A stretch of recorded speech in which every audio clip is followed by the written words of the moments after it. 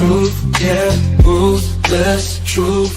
Get down, it could go bad for you. Hit like, comment, subscribe, you know what to do. Be cool, city lights shining so bright. Fine dining nights feels right. Flights to places far from sight. Get right, ruthless truth, yeah, ruthless truth. Get down, it could go bad for you. In the city where we move, stay cool. Underneath the neon glow, life is fast but take it slow. Every moment like a show. Let's go.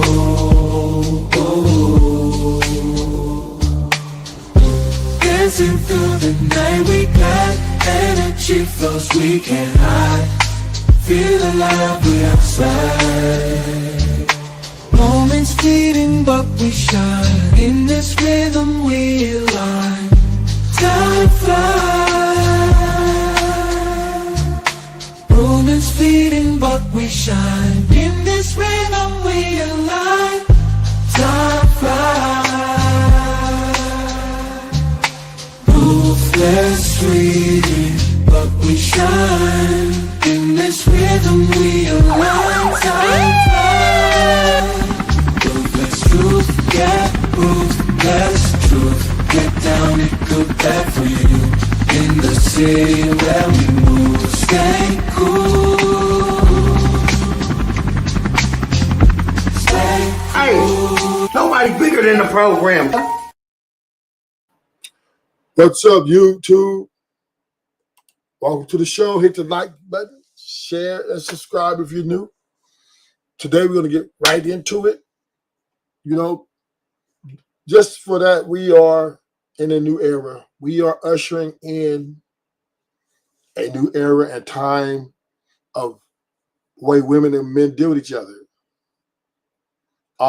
We are now looking at an evolution of how people are going to be, dealing with each other as relationship terms and even in social terms.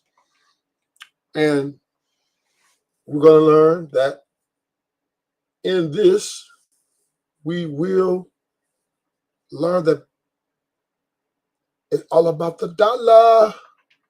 Baby mama and single women demand top dollar. And it's just, this is the future. This is the way in which the dating circle, the marriage circle, all this is now going to be the new way people, even baby mamas are now demanding big money. So women are feeling themselves, right? They're really feeling themselves. They're demanding things they feel they deserve.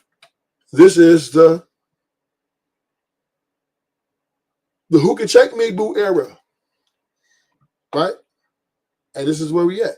So, no further ado. Without further ado.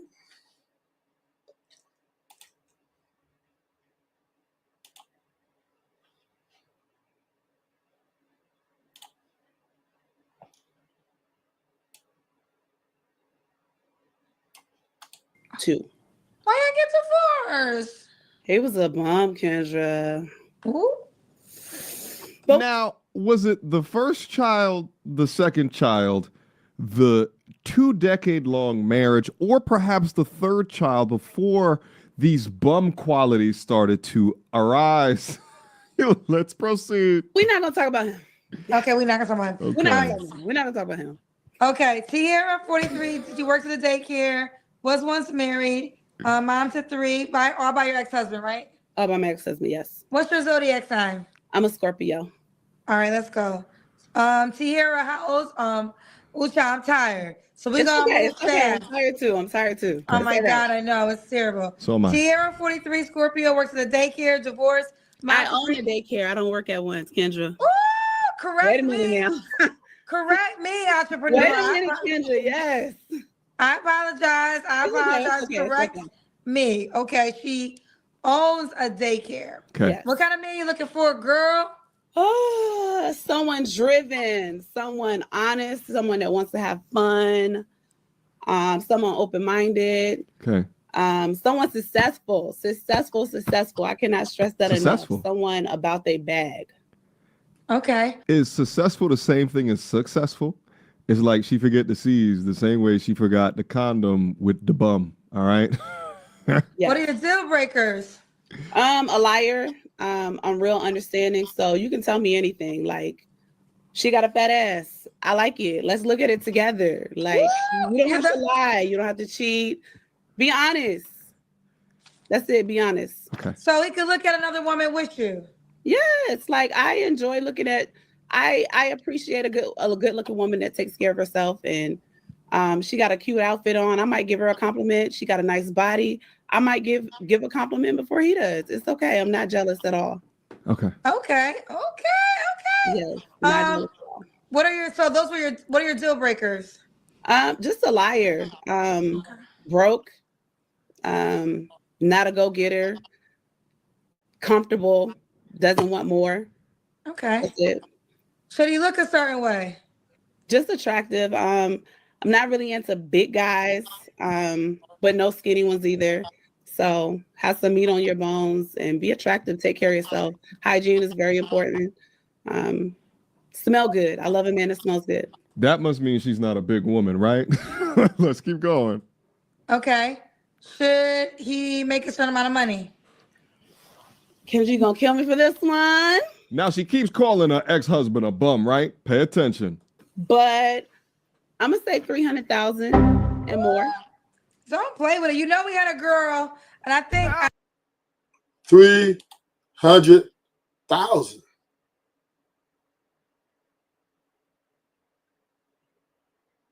You know, this for a woman to demand the guy or her financial expectation for her man is 300,000. You know, this is delusional. But this is the reality. And this is what women are now demanding. Women are demanding that the guys that make top dollar, that she's a baby mama, right? She has 3 kids. And she demands that her next boyfriend make 300K. This is the evolution of women.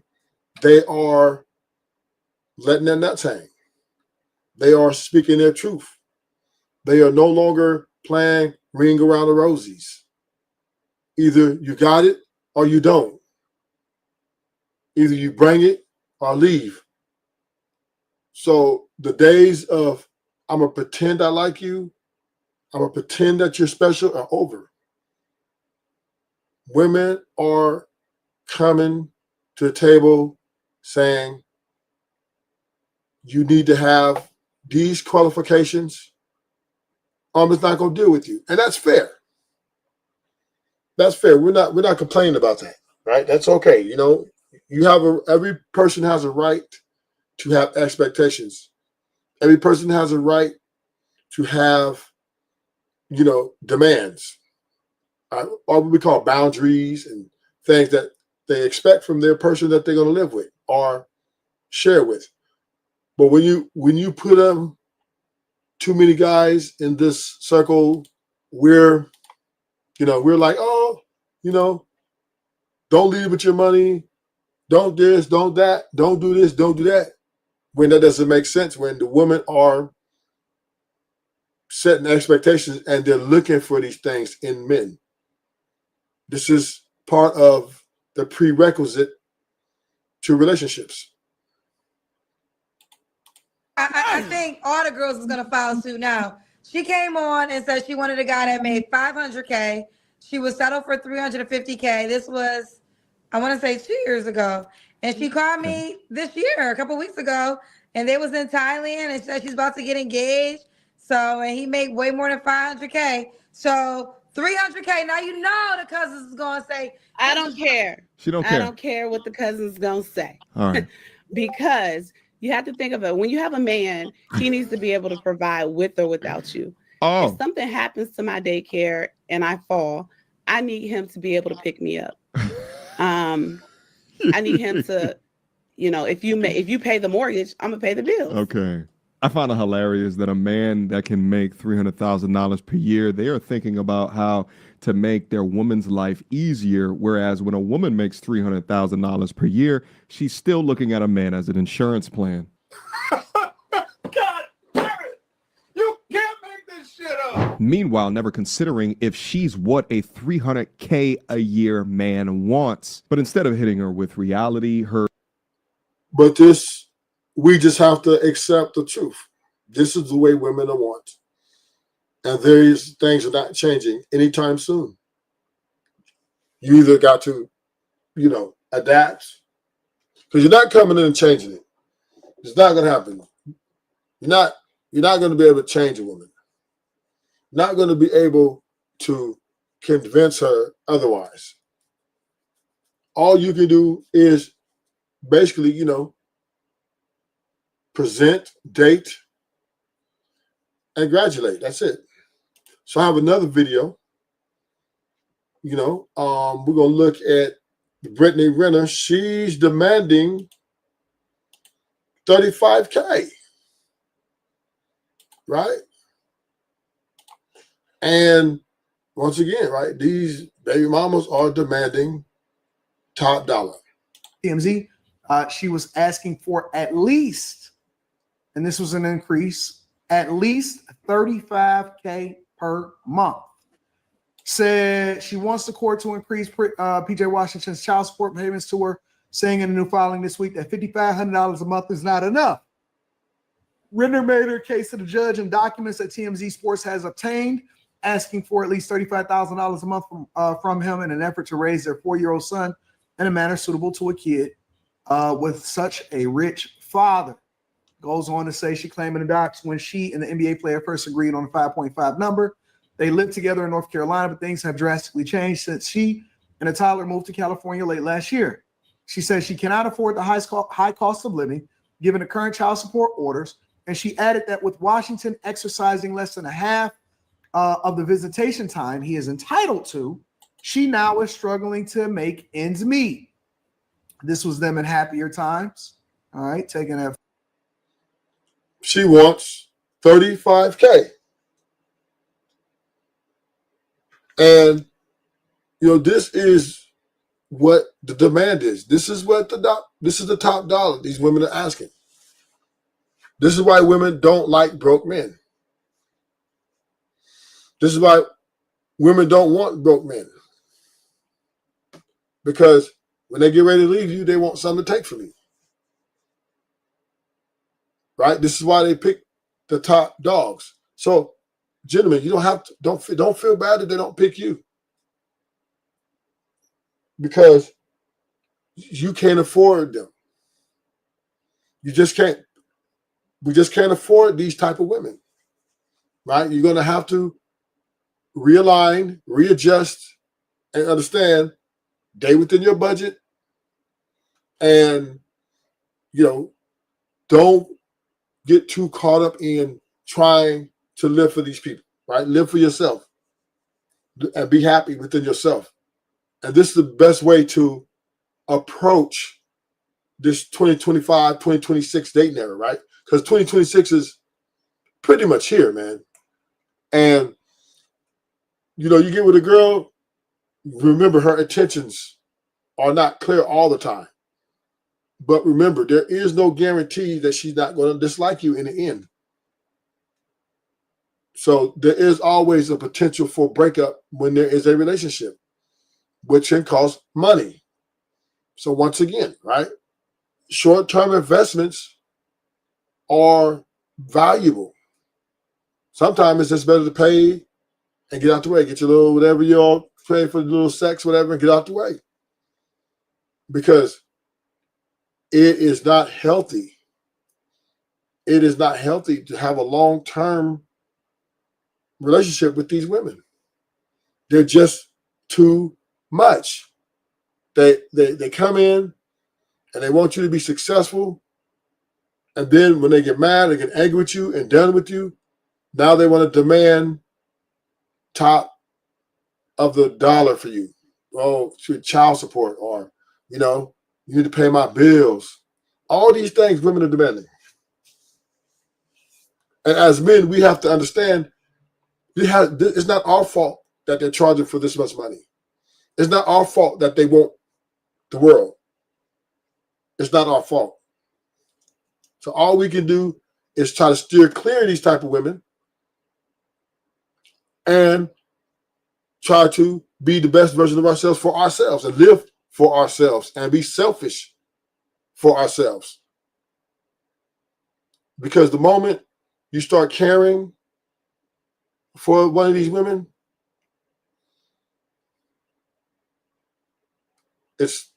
it's lights, cameras, action. I'm trying to tell you, man, this is just the way these things are going to go. Photo. She said, I cannot provide our son a life anywhere similar to that of his father, she wrote in the documents. Goes on to say, he recently signed a new 4-year, $90 million contract extension with the Dallas Mavericks, lived a life of luxury with his wife and their children. She said they have multiple luxury vehicles, constantly post their designer shopping clothes, and boasts about luxury vacations. They also constantly post their children wearing designer clothes. In contrast, I live in a humble Airbnb rental in West Hills and shop for our son's clothes at Target.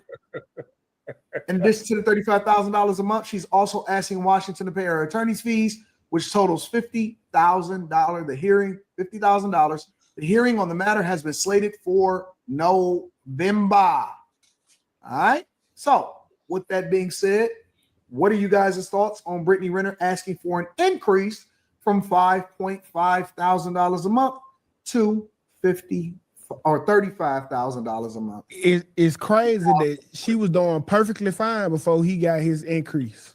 Like, you went from making no noise about nothing, wasn't talking about no struggling, no nothing. You was good with the 5,500. Now he get 90 million, and then now you struggling for some strange fucking reason. If you wanted the motherfucking lifestyle, you should have stayed with the husband. That little nigga ain't be, nope, sorry. you got it. No, you got it. What's going to be interesting is like what court is going to decide, because in Texas, like, it's capped. You can't get $35,000 a month in Texas. You can get it in California, but you can't get it in Texas. So that's kind of weird that she would move to California. Yeah, but it ain't gonna count for California, I don't think. Unless That's what it's like. Is it where the mother lives or where the dude live at? She's not going to. Why do people say, oh, well, you need to go back and be with the baby daddy? Because she never liked him in the first place.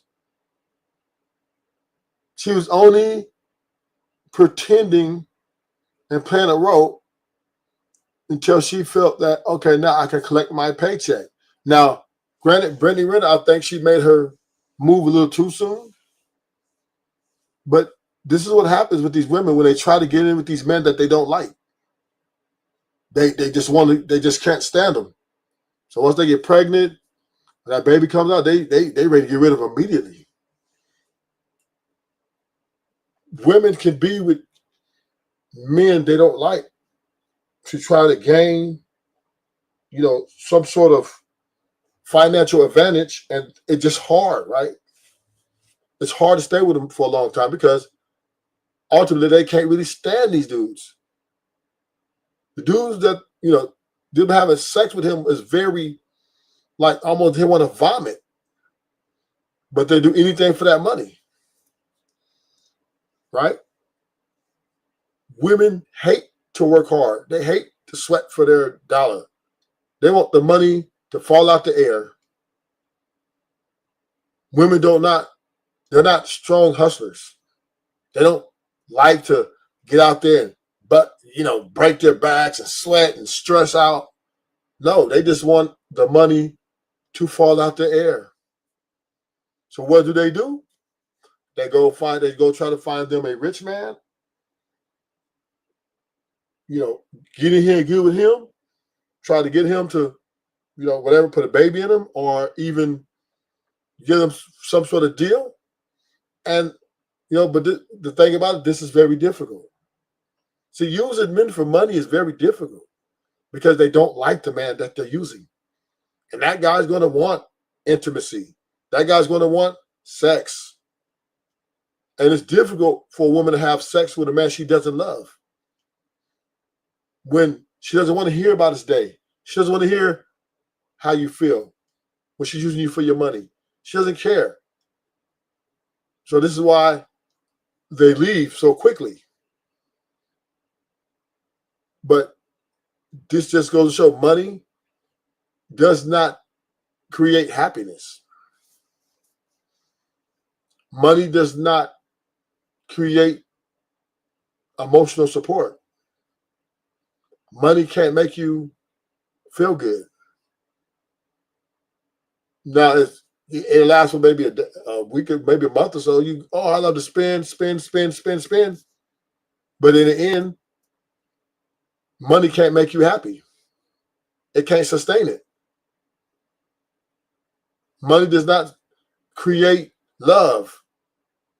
It does not create a bond, right? You can't get a connection because at the end of the day, you will be lonely.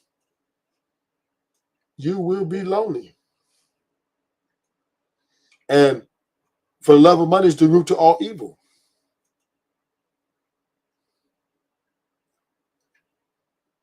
And women are evil. And that's what we have to realize, right? And we have to understand that in today's age, women have picked money over the man. They pick themselves over the family. All they care about is themselves. They don't want to be romantic. They don't want to cater to no nigga. So this is who we're dealing with. And this day we're in an age of information. We have information to clearly see that women are not capable of love. Women are not capable of making her husband or her man happy for long term. And we clearly see this. They're constantly complaining. There's women who got successful, rich men, and all they do is complain. Then they got middle class men who are decent, right? And they still complain. Women are never satisfied. They don't want to accept accountability for their actions. They're gold diggers. They're self-lovers.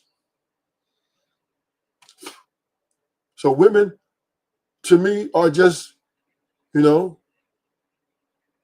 not people, they don't get along with people well. They don't get along. They're quitters. Women quit on you. Even if it's petty, she don't care. She would burn that house down if she feel that you're holding her back. She would burn that house down if she feels that, she could do better. Right? It doesn't have to be a really good reason for her to leave. Or it doesn't have to be a really good reason for her to try to destroy you. Women are inherently selfish, self-centered, egotistical psychopaths. That's what these women are. There are no good women. They're not, they don't exist. And the sooner we accept that, the sooner we can understand that we do not have to cater to them. We do not have to live for their happiness. Us men, we can make ourselves happy. We're never going to leave ourselves. We're never going to divorce ourselves. But that woman, she will always love herself more than she loves you. She will always put herself before she will you or the kids. Because why? This is the way they're wired. We have to accept the reality. And we have to somehow figure out that we got to stop being delusional. Type thing. Yeah, I don't know, but I just know that shit is it's stupid, bro. Like, cause it's obviously you want to be taken care of. If the judge can't see it like that, bro, I don't know how the fuck he supposed to see it. The little nigga, we just seen the little crybaby ass nigga, bro. She was just complaining about him. She was just complaining how this the third week in a row he leaving with you like this crying. He done had the kid for 3 weeks. He came for 3 weeks. Man, get the fuck out of here, cuz. Like, hey, cuz at some point this shit got to stop, bro. What would you like to stop, 2K? The bullshit, like, cuz it's the game. Like, all right, we get it back then when y'all weren't making shit. But now, bro, the shit is so equal, bro. You got the chance to make just as much money as me. Do it. Do it. But stop coming out to my bag. You or that little nigga won't put up no shot. She mentioned that I guess the 5,500 was when she said when they lived together, is what she said. Women want it all. They don't want to share. They want everything.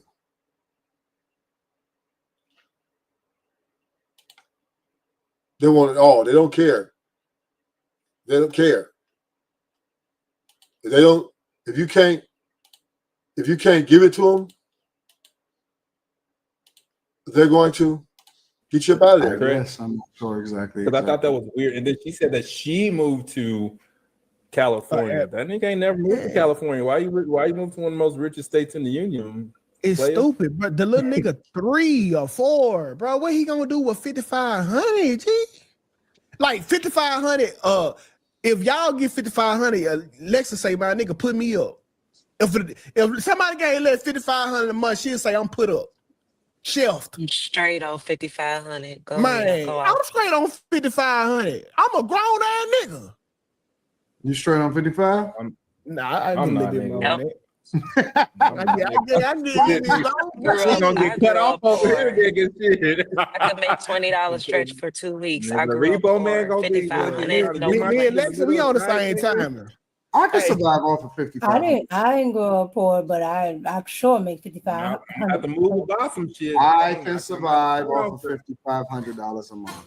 Hell yeah. Not That's right enough now. to take care of me and the child. Comfortably, you hear me? Yeah, I can survive off 55. I'll be all right. Nigga, if you sell what, you gonna have to nigga what? Yeah. Yes. I can survive off $5,500 a month. Nigga, I'm not talking. Well, we have a guest to the show. You know, I heard in the comments she was disagreeing, which is fine. You know, Rufus Truth don't have no problem with pushing back. You know what I mean? Long as it's respectful and substantiate your argument, I hear you out. But I know what this means. You done fucked up, you know that, don't you? You done fucked up, you know that, don't you? Ruthless. Mella. Yeah, I know you come up here to yell at me. What's going on? Hey, man, listen, when it comes to new YouTubers, you are my main man. And I'm going to tell you why. Oh, it's shit. Because you're new. You're new. Baby, you're new. I appreciate that you have found your niche. And I'm here as not somebody to give you flack or feedback. I want to feed you forward. Is that cool? I want to feed you forward, brother. That's why I'm here. Okay. So whatever it is you would like to appease your narrative, I'm here. I'm multifaceted. You want me to dog out women? I'll do it. You want me to give some female perspective that is exclusively female prioritized? I'll do it. What you looking for? I'm just looking for you to tell the truth. Live in your truth and stand 10 toes down, whatever that you believe. I All don't right. root the truth, welcomes pushback, right? I don't want an echo chamber. I don't mind an echo chamber, but I don't demand an echo chamber. So I don't Okay. mind bringing you up here and you disagreeing with my sentiments and want to substantiate your argument and say, this is why I believe they're wrong, Ruthless, and then we can have the conversation. All right. Let's talk about the sense of entitlement that each individual gender believes they have towards one another. Okay, I'm going to start off fair, and then I'm going to go bias. Just a forewarning. I'm going to go bias eventually. Okay, don't mistake that I'm not going to go bias. However, in the interest of being fair, both genders are, dare I say, guilty of having expectations and a sense of entitlement for what they want to stand in life. A man has his wants, dare I say, even his needs. We've already talked about the difference between wants and needs. So I want to emphasize the wants. A man has his wants. A woman has her wants. And it would appear that a woman's wants does not accommodate a man's wants. And here we are. It's like a woman has grown into a position in life in this country where she can assert her wants, when a man was already getting what he wants. And now, his back is up against the wall. It's like, whoa, they coming out with some new shit, some new shit. It's like, I can't compete in an argument against the fact that a woman is asserting that she is, quote unquote, entitled to the same privileges of accommodation that men have been asserting since since the beginning of time. Damn it. Let's talk about catch up. Let's talk about catch up. Okay, catching up. Women have caught up to the game that men have been playing against them for eons, and men are mad about it. Men are mad. They're like, hold on. We thought we had this P word on lock. We thought we could do whatever. We thought that she was born to serve a man. And here it is. Damn it. They got their own thoughts. They have their own ambitions. They have their own determination of asserting prominence for themselves. What the blank is this? You see what I'm saying? And I think that's the problem. I think the problem is men are going through the trauma of realizing that you're no longer relevant like that. It's like whatever extraction you got from us eons and eons and eons ago, we can play that game better, and it's hurting men's feelings. It's like, damn. Like, it's like a old disgruntled boyfriend. He called you 20 years later. Like, damn, I just want to see what you was up to. See, what he is trying to access is that dumb, uninformed, non-actualized young girl. That's what he's attempting to do. It's like, I remember when, you know, she admired me, and I remember when she was feeding my ego. I remember when I didn't have to ask for nothing. She was gonna give because I'm a man. And here she is, flash forward 20 years later, she's become self-actualized. She's become aware that she has no boundaries to anything that she wants in life. And she don't like me no more. Damn, my feelings are hurt as a man. And I'm gonna make a YouTube video after video after video, live stream after live stream after live stream about the love I lost. You know what love you men lost? You lost respect. You lost respect. You were out there frolicking, being irresponsible to your own seed. It's historically documented that men don't give a damn. This video that you're featuring about, what's Shorty gonna do with $5,500 a month? What's Shorty gonna do? That's what he's focused on. Fuck them, excuse my language, F them kids.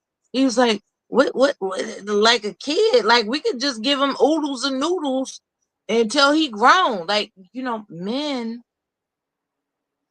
only care about their own happiness.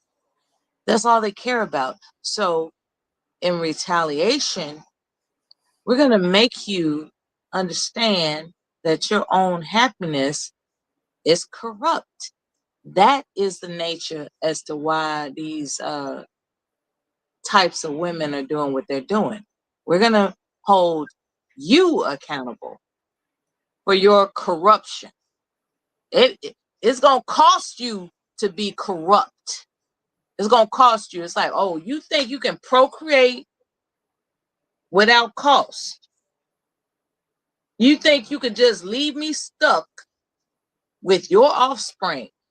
That's what you think. It's like, oh, just feed that boy, that girl, oodles and noodles until, you know, they grown enough to know better. Like, I don't interrupt my good time, damn it. I want to go, like, that's taking strip club money away from me.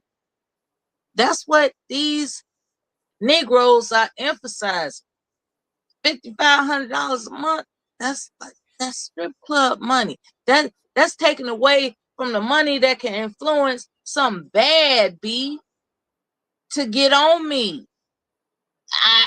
You know, F them kids. I want that bad B on me. So when you talk, Ruthless, about how women are selfish, how they want their own agenda to be accentuated, I beg to differ. That's why I type no, no, no.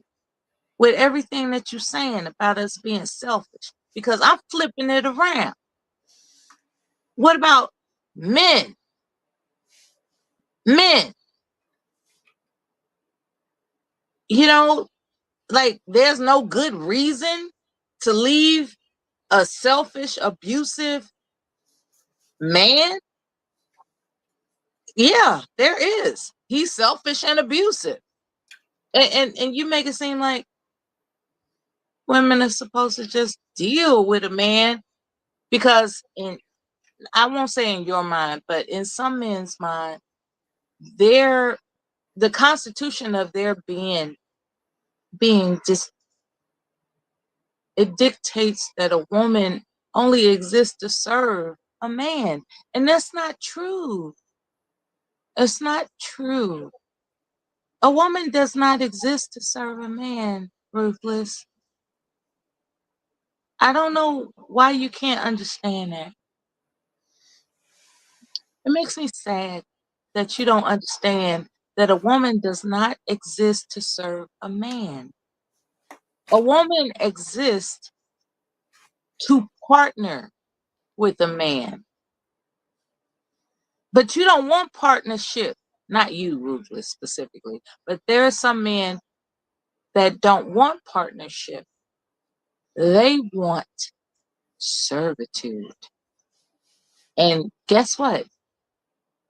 In these current modern times, we ain't gotta do that. We don't. We ain't gotta serve you motherfuckers.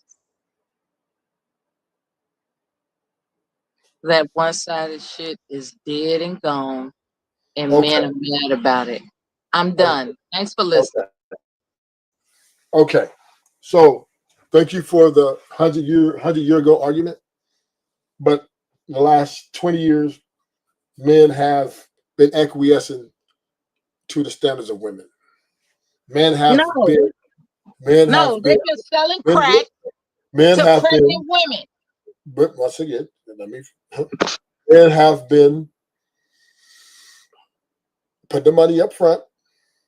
Men have been, you know, Do you know what it takes to sell men, crack to a pregnant men, woman? men. Well, Black men did that shit. now, once again, right now you're speaking. Now you're making accusation to the minority of men who did maybe careers, right? But the majority of men never even seen what crack looks like. We're talking to the majority. We're speaking to the general population. Biggie Smalls, he Speaking, sold crack to but pregnant women. okay, but once again, Don't right? tell me you don't know Biggie So, Smalls.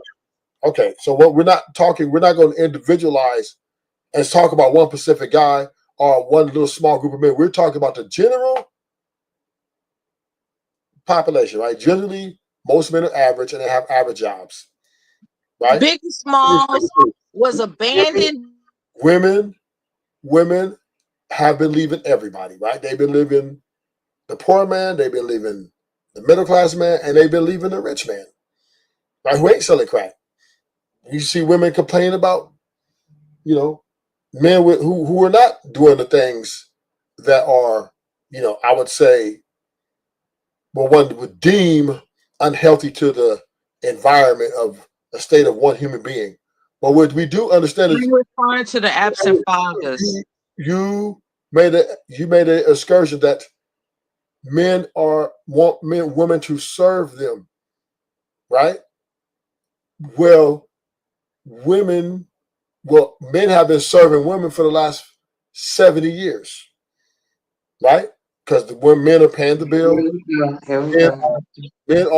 men have been acquiescing, especially in America, right? Especially in America. How have men been serving women? How?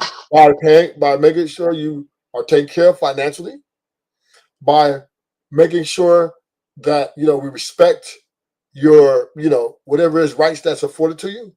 Right? We do have cases of sometimes you have men, in small cases, going back and forth with women. Okay, domestic violence. Okay, we have some instances, but in large, America is a country that is sympathetic towards women's needs and wants. And the average American man who has an average income and has an average lifestyle is taking care of his woman and serving his woman. And the stay-at-home mom used to be the dominant majority of women used to be before women started, going out and making money. But women used to be in large stay-at-home moms. And the man would go out, get the money, bring it back home, and give her the check. And she would pay the bills and do whatever it is to maintain the house. This is America, right? This was the American way. So men have been a man to go out and get money and bring it back home and serving that woman.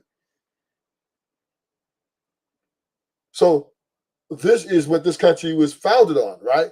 And been gearing to this before we got to 2025, especially white men and Asian men, right? They've been, and even black men, they've been giving their women the check. Now, let's fast forward it. So now that women, in the last, we'll say 30 years, 40 years, let's say 35 years, now that you guys have been, because technology is coming in technology is now more dominating, for a lot of ways to make money. Women have now been able to flourish in the age of technology, which makes them suitors to have access to a large amount of money if they, hit right. And so now what's happening? Men and women are still dating within this process. Now, here's the disgruntled from the men. Even when we date a woman who's making money, good money, her own money, she still has expectations for us to still pay for the dinner dates, pay for the music parks, our time together, the rent, her bill, pay her bills, right? Women are, even with No, their not money. right. No. Yes. I heard you say in a previous live stream that when a woman offers to pay for the meal, like say a guy, baby, I got to take you out. Like I want to take us out to a dinner that you'll love. And the bill comes, she's like, I got it. I'm so impressed with this environment, this ambiance, this meal. I'm so impressed with it. I'm going to pay. Your sentiment was you can't let her pay because then she'll have leverage. No, that wasn't my Right? sentiment. No, that was my Say sentiment. what? That wasn't my sentiment. Oh, really? Yeah, men. I said the men will I'm not want tripping. to pay Really? because men. It's if a woman pulls out money to pay for a bill, a lot of men will say, "No, baby, don't do that," because we're here. A lot of men they want to show her that we are here to be providers, right? That we don't want you to pay, but we don't mind being providers. We don't mind So being when a woman leader. pays, when a woman offers to pay and a man denies her to do that, Right. We're letting her know that is what's that? What's that about?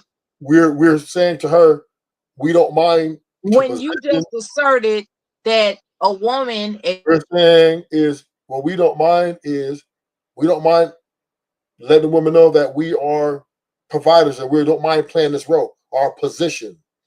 That's why we don't let them pay for the bill. That's what I'm saying, right? That's what a so woman why pulls out. complain? We're not complaining, and this is what you got to understand, mother. We're not complaining about being providers. What we're complaining about is we're not getting a return on our investment. Now that's a fair conversation, right? If I'm paying for all these things and doing all these things, all I want from you is to be friendly, feminine, sexy, a bad bitch. That's it, right? All these things are free. Everything we want from you guys pretty much is free, right?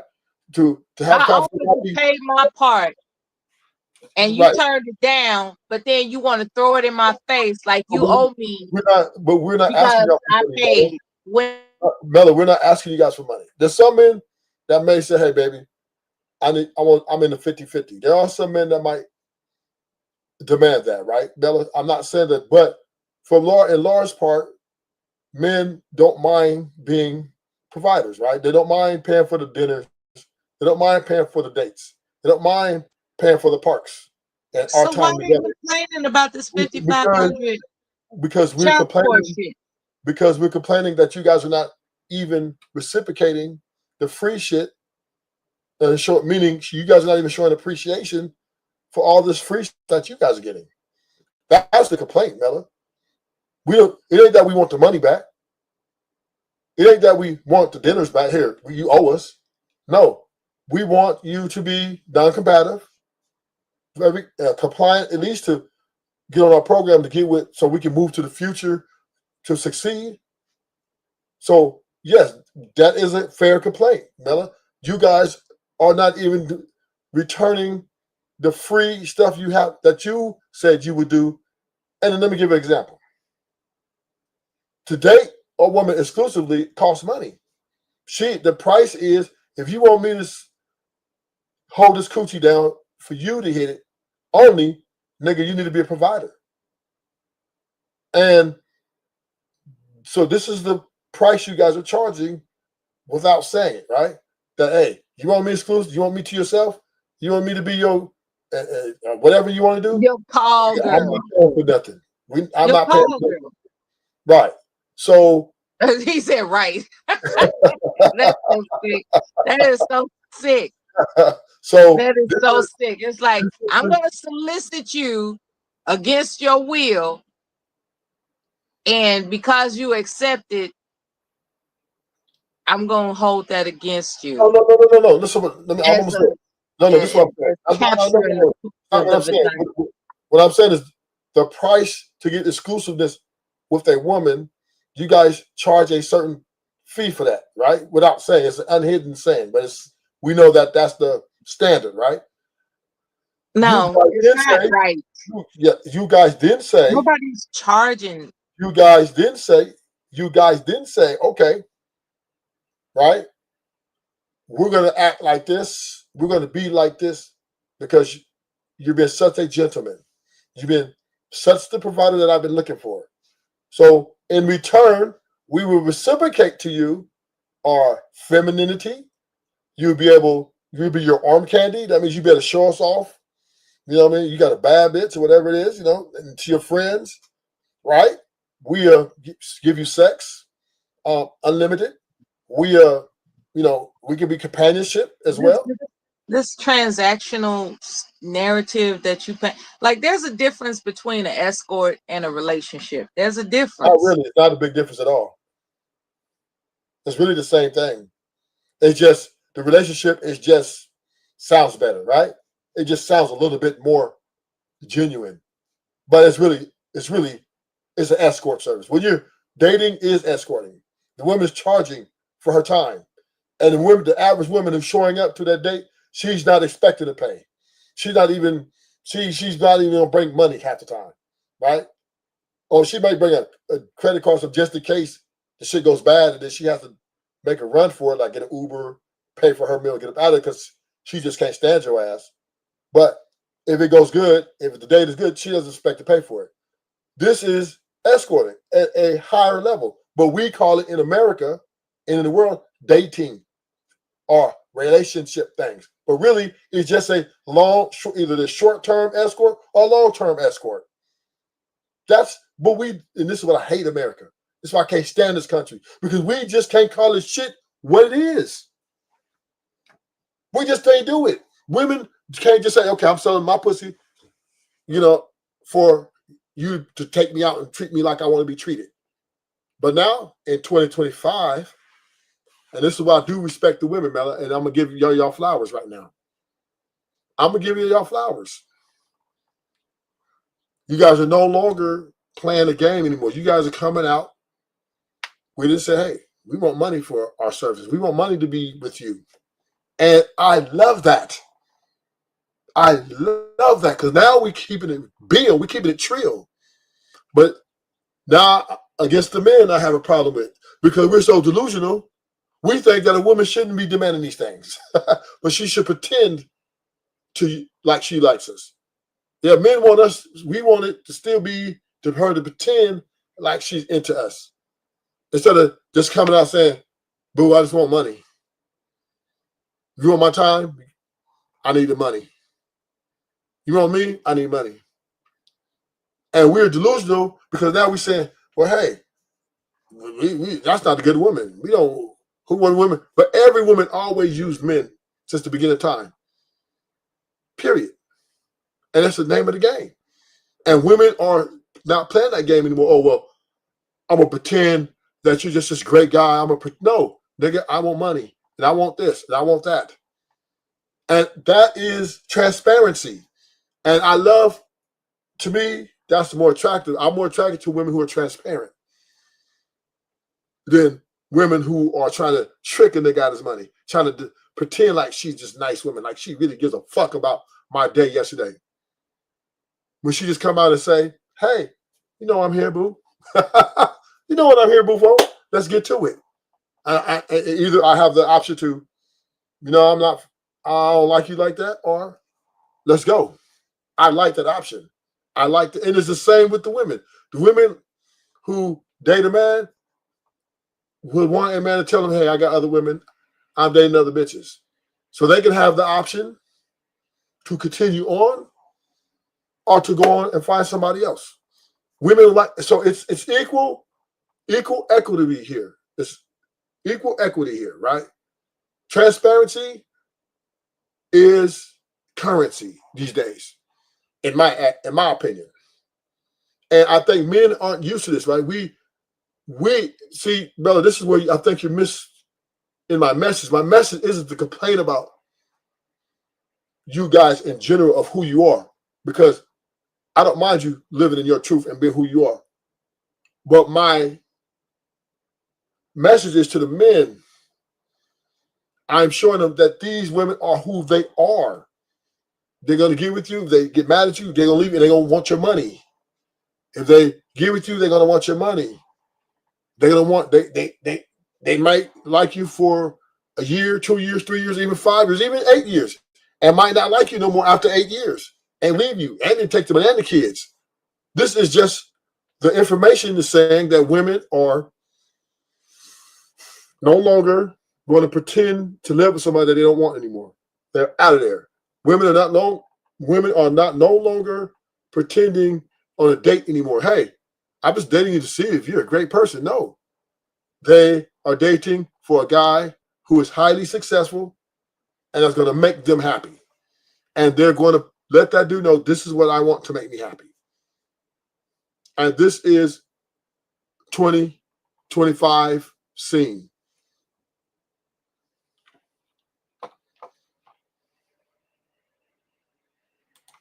All right. Realize So, most women today want nothing to do with you at all. It's over. The sooner you allow this to get into your brain, the better off you can be taking care of yourself, focusing on your own life, and moving forward outside of women. It's not like it used to be back in the day. You see, I've come through the time when we had no cell phones. We had a phone we had to use in the house. We had a pager. Then we had the Motorola flip phone. No, then we had the car phone. Then we had the Motorola flip phone. And then we had some other phones. And then came the iPhone, and then came the Android. I've seen how over the years, technology has transformed relationships between men and women. And the more the technology is delivered, the more the relationships fall apart, because the relationships are distracted by the technology. You have to understand this is a fact. The only women out here that want to be with a man in a relationship is people of high status, because social media has allowed the world to show exactly who the poor people are and who the rich people are, who the people who are high level and the people who are not. All the women want to be with high level men, or they want to date other women. That's what's going on. A lot of these women out here today, they don't want to date a low status man, because their whole life is wrapped up in the cell phone and social media. So now they're looking at all the different men that are high status, and they say, well, either I'm going to have a high status man or I don't want anybody at all. Look what happened last year. Over 500,000 women broke off their marriages. Over 500,000 women broke off their marriages. Marriage is done. And there was no way in the world I would ever sign a marriage certificate with a woman for any reason whatsoever, because I'm too intelligent to make the mistakes that I've seen everybody else make. I would never do that. Okay? So you have to understand, women are not willing to give up all the attention that they are receiving on the phone to settle down with one man. When a woman has that phone and she has Instagram, TikTok, Facebook, YouTube, Google, CNN, Fox News, local news, etc., all these apps to keep her attention, guess what? Ain't none of them apps gonna hurt her feelings. So she has traded in men, because men, they don't get it. And that sums up everything I just said. okay. So what I picked up on is these apps aren't going to hurt a woman's feelings. I'm wondering, why is it that men hurt women's feelings? They wouldn't leave if you didn't hurt their feelings. Why are men hurting women's feelings? Why are they doing that? So, because no one's perfect. Women, yeah. So if because the nature of a man is bullshit. This verse, it goes both ways, right? It's just like, the best example I can give you of this, Bella, is pet peeves, right? This is a perfect example, right? Some people, right? They could be driving and you cut them off. It triggers, it hurts them even so much they want to shoot you or get out and fight you or even call you all kind of names, right? You didn't do it. You cut them off on the freeway, right? And like me, somebody come out, I just put my foot off the bank, I just move, chill. But other people get triggered about this. And they even somebody my ex, we was on the phone, somebody cut off. She said everybody has to die. You know what I'm saying? So this is crazy. Yeah, that's crazy. Yeah, this is there are truck drivers that do that too. They exactly. they cuss out people that can't hear them. Yeah, exactly. So you're on the phone. You're on the phone with them, right? You're on the phone with them, like, oh, I hope you're being safe out there on the road. And next thing you know, they cussing out, some driver that cut them. It's like you realize that they can't hear you, right? So you just being aggressive for no reason. It's an emotional reaction, right? Because when that cutoff happened, it triggers anger. Very emotional. You know what I mean? So this is why women are going, no matter what, right? If you're in a relationship, you're going to get hurt. Even men are more likely to be aggressive. Yeah, we women. We express, the way we express ourselves is more physical than women. I would say that, right? Women are more, albeit it's still aggression, and don't, who wants to deal with that? Nobody wants to deal with that. So this is, because we're going back to what he said about an app won't hurt your feelings, right? For somebody to aggress themselves towards somebody that just happens to be there, that's a hurtful occurrence. No one wants to put up with hurtful occurrences. Why wouldn't we leave you if all you are addicted to is performing hurtful occurrences? This man actually said what women have discovered is that an app won't hurt their feelings. Okay? Okay. So women are not interested in hurt feelings. But men, due to their nature, they want to hurt feelings. That's what they want to do. No, it's once again, it's something you can't control. Are you trying to tell me there's no man? Yeah, there are some to hurt feelings. No, I don't think a man intentionally wants to hurt a woman. Men are competitive by nature, and they want to hurt feelings. So once again, right? I'm not going to say, Bella, and women don't want to put up with that shit. That some arguments don't take place, and that sometimes he may say something to hurt her feelings because he wants. That does happen, right? But here's a revelation I'm gonna give to you right now, Mella. Social media be hurting some girls' feelings. I have 3 girls I deal with, right? And they get Instagram, they get mad and delete their Instagram. And I'm like, damn, why you delete your Instagram? Because I pissed off. I said, what Instagram? Mad about what? Women get mad. Yeah, they get mad. They get jealous of the girls there. They get jealous. Comparisons. You know what I mean? Yeah. Comparison is the thief of joy. Yeah. Like, So I think a person is a sucker when they allow comparisons to interrupt their joyfulness. Like, that's ridiculous. But the point I'm making is that's not confidence. Social media is not hurting comparison. Social media is hurting women too because they deleted their Instagram because they were hurt that this bitch had what she thinks that bitch didn't deserve. She need to have, and she was felt entitled. So social media now is hurting women, and they're deleting it.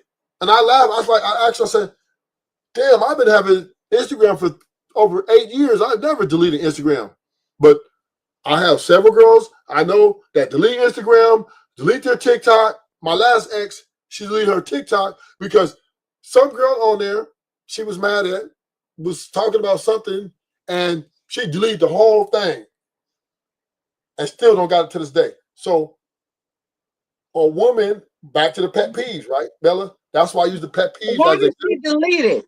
Because she got triggered.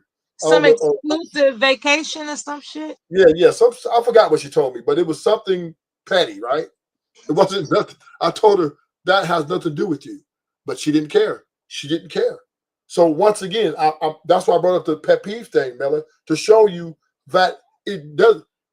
A person getting triggered, it could be any fucking thing. It could. I remember And telling somebody yeah. that my son gifted me with this expensive massage chair, and it wasn't too long that a woman said, "He bought you that to die in." You know, exactly. It sounds funny, right? But when you really break it down, it's like, could that have been envy? Like your son ain't bothered to do shit for you other than, like, what the fuck, you know? But Yeah. it is funny, like on some black people comedy shit, that is funny. Yeah. But on some real shit, when you actually dissect that response, it's not congratulatory at all. What it is shit. Why the fuck should she have a son that thinks so much of her when I got these bullshit ass, fucked up ass sons? And that's where that statement comes from. Right. And this is the point I'm making about feelings, right? And this is why I am starting to think that men and women, because we already see women and women don't even get along because of that. Men and women don't get along because of those things. And that pet peeve argument. Comparison is the thief of joy. Like the minute you start comparing yourself to somebody, that's when you know you're miserable. But once again, this is the modern women. This is their life. Instagram, Facebook, TikTok, Snapchat, and a whole bunch more, right? If anything, you should be inspired, but people don't believe in inspiration anymore. They believe in competition, and that is an issue. I prefer to believe in inspiration. But there are people that are so fucking dismantled in their mental that they choose to stay on the side of competition. Everything in their mind is of a competitive nature. That robs joy from your spirit. That robs joy from your soul. That is some shit I would not recommend. That's not being envious, being jealous, whatever the fuck the Webster dictionary defines it as. That shit ain't cool, because it comparison is the thief of joy, period. Like, stop compare. Like, if a man sees a brother in a car better than his own, he feels some type of way because he's dwelling on the comparative as opposed to the inspirational. Let me tell you a story, Bella. So, as a best friend, this is my best friend from elementary, right? This was a year ago. So we connected on Facebook. You know how Facebook is, it keeps all your high school, it keeps you up with your high school friends. So me and him finally got back in contact on Facebook. His name is Dion. And I told him, look, man, because I'm from Pasadena, so he still lives in Pasadena. So I'm like, well, look, I'm going to call him. Let's go out. I'll take you and your wife. He's married. I'll take you and your wife, and we can all go out to eat, man, and catch up on old time, right? So he's like, cool, bet. So it was a Saturday. I pulled up. Now, I just so happened to have, $150,000 luxury car. I mean, it's a exotic sports car, right? It's a Beamer. I'll pull up, right? Because I didn't take the Audi. The Cadillac was down, so I took the Beamer. And when I put up in the Beamer, it's almost like he saw a zombie. And I dropped out the Beamer. I'm like, "What's good, man? How you doing? We talking?" And I'm like, "Okay, so let's go. Let me go." He said, "Oh no, man. I'm gonna have to take a rain check on that." And because my wife, she want to do something. And I said, "All right, cool. Next time." That man blocked me. He blocked me because that's fucked up. You know what I would have did? If I was him, I would have been like, "Man, you ain't have to rent a car to show up here. I would have made jokes with you. But Right. obviously that man didn't really care about your friendship between you both. Because when you care about like a genuine friendship, you know, you joke with each other. It's like, damn, you showing out, you laying it out. Damn, you ain't have to just make a joke as opposed, okay, let's go ahead and get something to eat. I guess you buying since you got it like that, that kind of shit.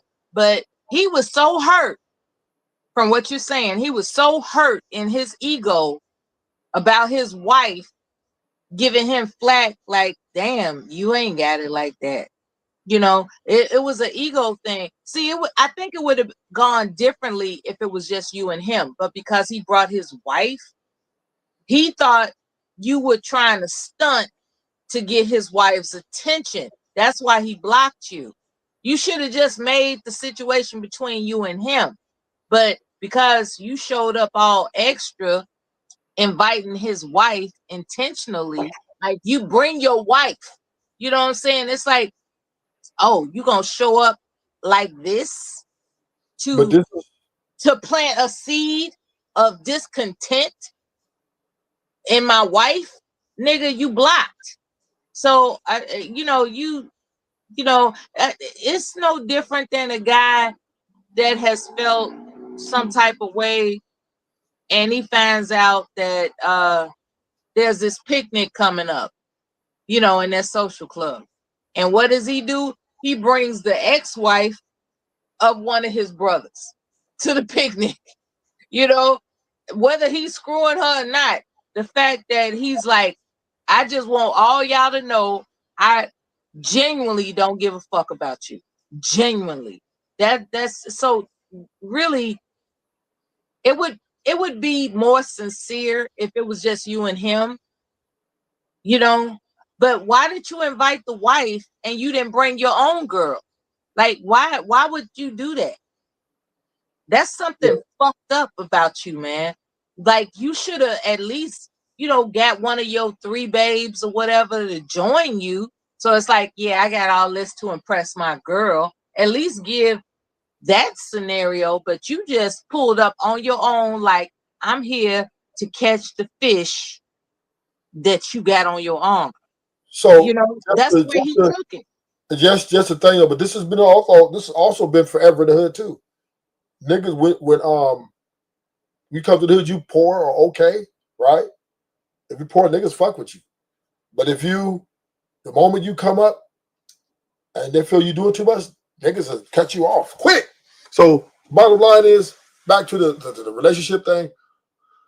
You don't have to necessarily intentionally hurt somebody to hurt them, right? Why did you invite his wife? And this is where we have to really take this thing in consideration.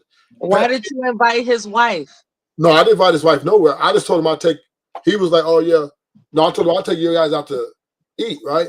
You guys, that means you inviting his wife. But I'm just saying is, why didn't you say, bro, me and you can catch up? Why didn't you say that? You said, I'll take y'all out. I don't know what it is. Something alluded that his wife would come. He was cool with it though. He was like, hey, cool, no problem, right? There's no way I wanted to take his wife, right? Why would I do that, right? But anyway, the point I'm making is, right, you don't have to do things. You can hurt people indirectly. You can hurt someone and not even knowing you're hurting them. Just like if you're cutting someone for the freeway, you didn't know you made them angry.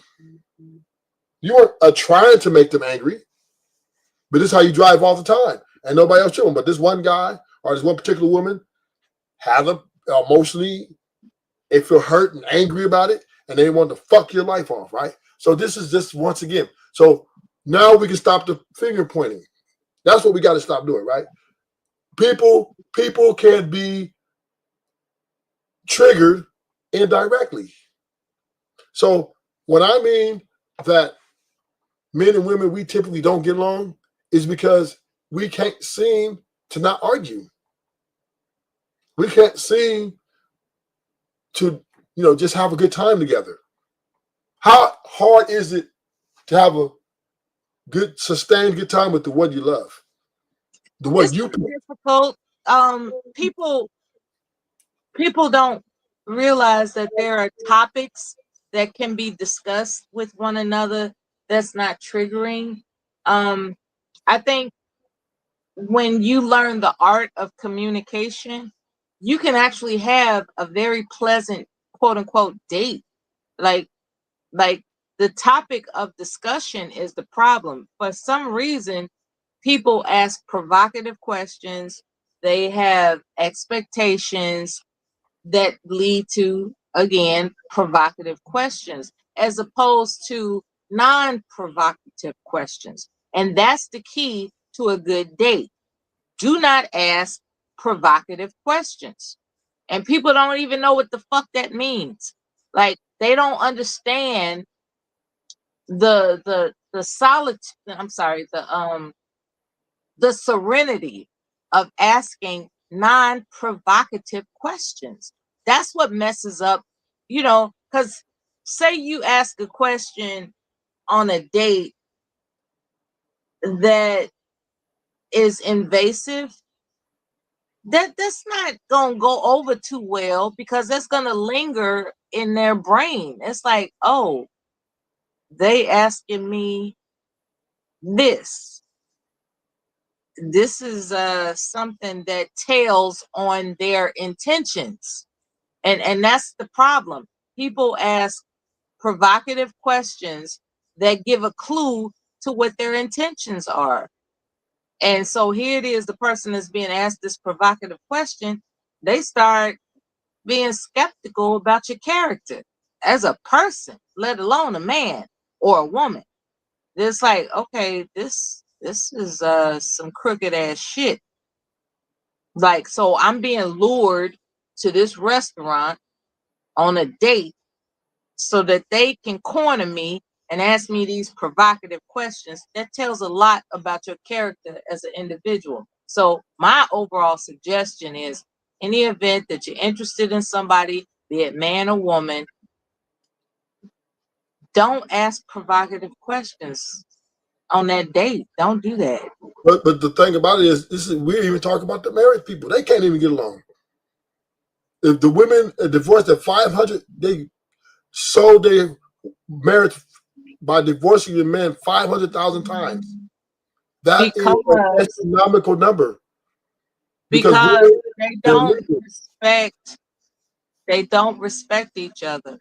But it really, and this is the thing, right? I'm not really saying that a woman doesn't have a right to leave, right? What I am saying is this: this just proves that because women are the one making the moves, that they are no longer want to be tied to a man for a very long time. They're like, man, I'm out of here. I think I could do better. I want to upgrade myself. I want to do better. This is not what I thought it would be. This is not everything I dreamed. Okay. And this is where we have to understand as men that, and this is why Ruthless promotes short-term investments versus long-term. Yeah, you do. You don't believe in marriage at all. Yeah, because it's too hard. It's too hard. It's very difficult to live for someone's happiness. The questions are up in the air. You don't believe in marriage. Oh yeah, no doubt. I'm anti-marriage. Yeah. You know that because women and men don't get along for some strange reason. Let's explore the strange reason is what I'm looking for. Let's explore these strange reasons in your mind that you ruminate on. What are these strange reasons? Number one is because women are tied heavily to the way they feel and their emotions. We understand this is up and down. And this creates a very unstable environment, right? In a way where a woman, because she invests heavy in those things, they're fleeting, right? Happiness is fleeting. All feelings are fleeting. How you feel for someone that might change. And this creates a divide in the house, right? Because now, the man who's trying to, make her happy and trying to keep up with, her emotional roller coaster is kind of left in the dark, right? And this is where I believe why men and women can't get along, because women, in my opinion, They don't want to work it out. They don't want to hear a man's opinion about how they should feel. They don't want to cater to their man because they don't feel they have to. They feel the rent he's paying, she deserves it. He's lucky that he's the only one to get it. Right? This is the way women feel. Women feel like they can, do better without him or do good all by themselves. Women don't see men as valuable assets anymore. Women see men for short-term gratification. And this is where we're moving in 2026. This is why women are divorcing at 500,000 times a year or more. 2 years ago, they divorced at 800,000 times a year.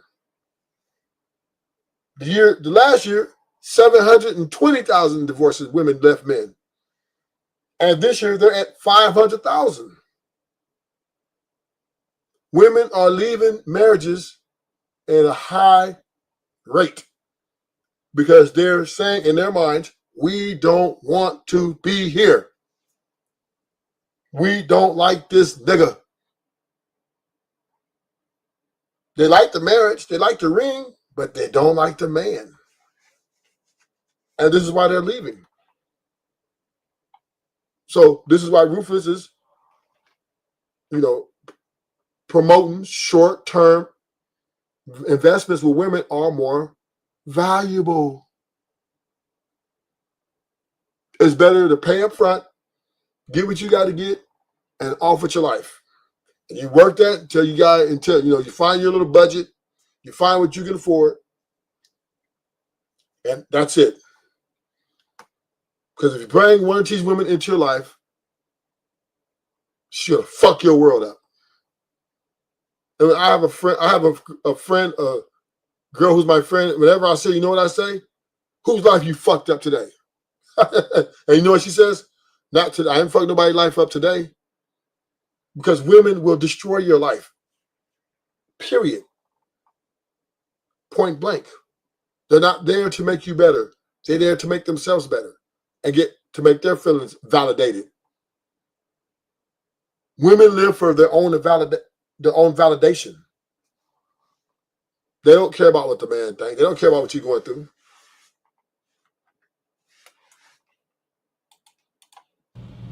They don't get that when we talking facts is reality. But like I say, right, it is what it is.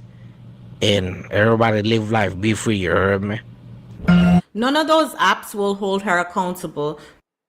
Up and realize most women today want nothing to do with you at all. It's over. The sooner you allow this to get into your brain, the better off you can be taking care of yourself, focusing on your own life, and moving forward outside of women. It's not like it used to be back in the day. You see, I've come through the time when we had no cell phones. We had a phone we had to use in the house.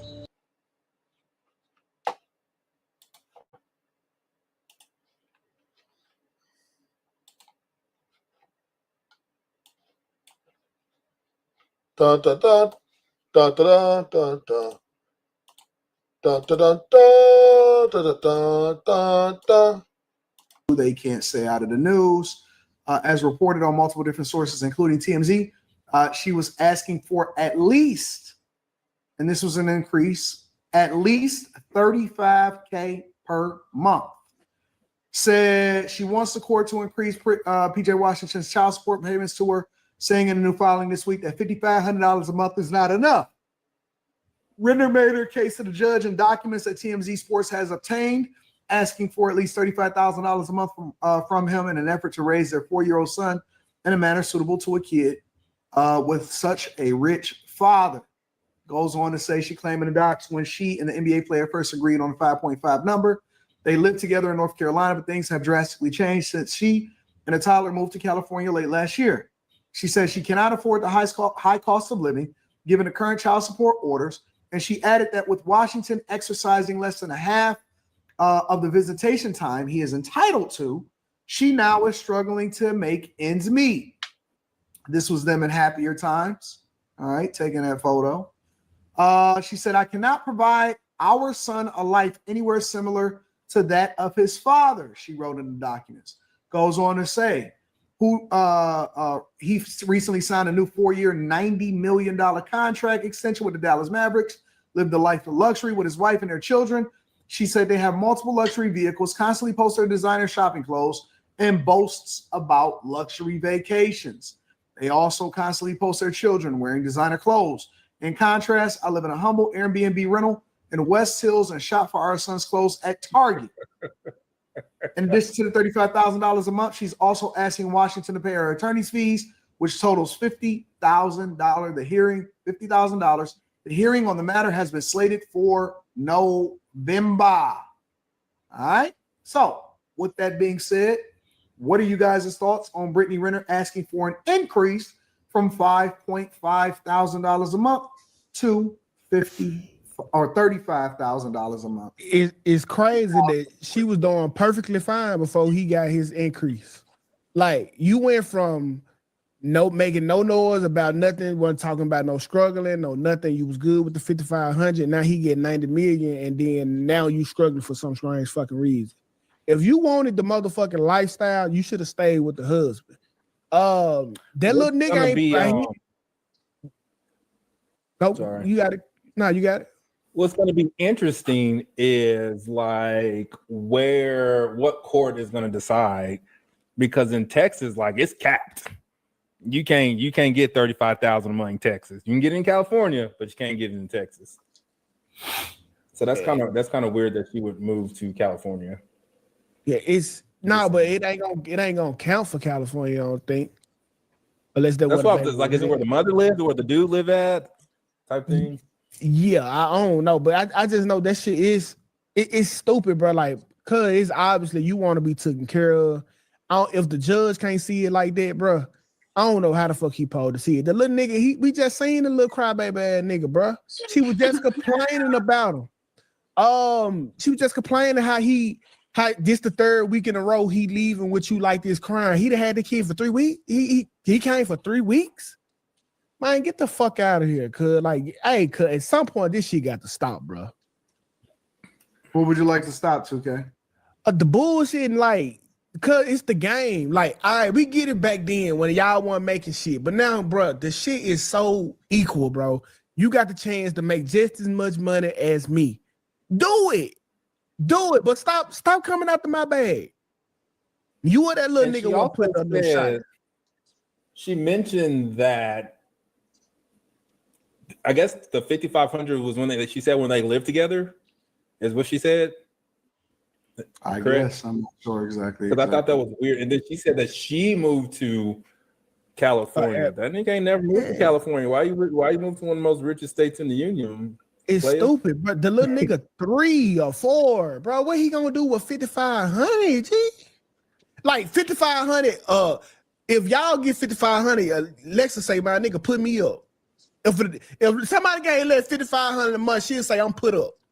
Shelved. I'm straight on 5,500. Man, I'm straight on 5,500. I'm a grown ass nigga.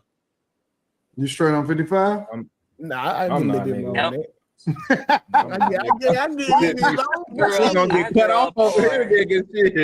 could make $20 stretch for 2 weeks. I grew up poor. 5,500. Lexa, we on the same time.